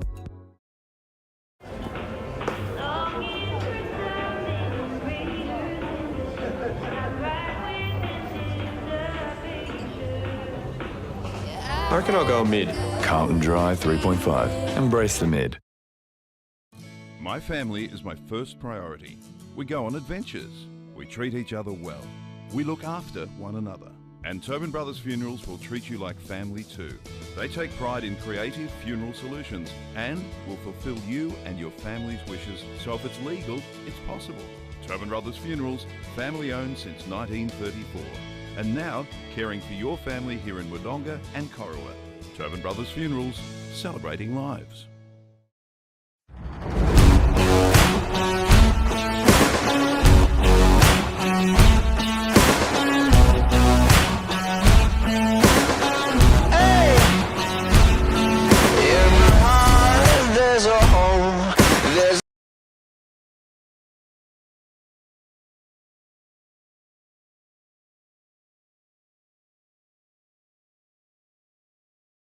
With Optus Home Internet, you get more yes.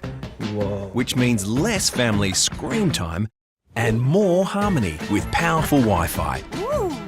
Get the Ultra Wi-Fi modem at no extra cost.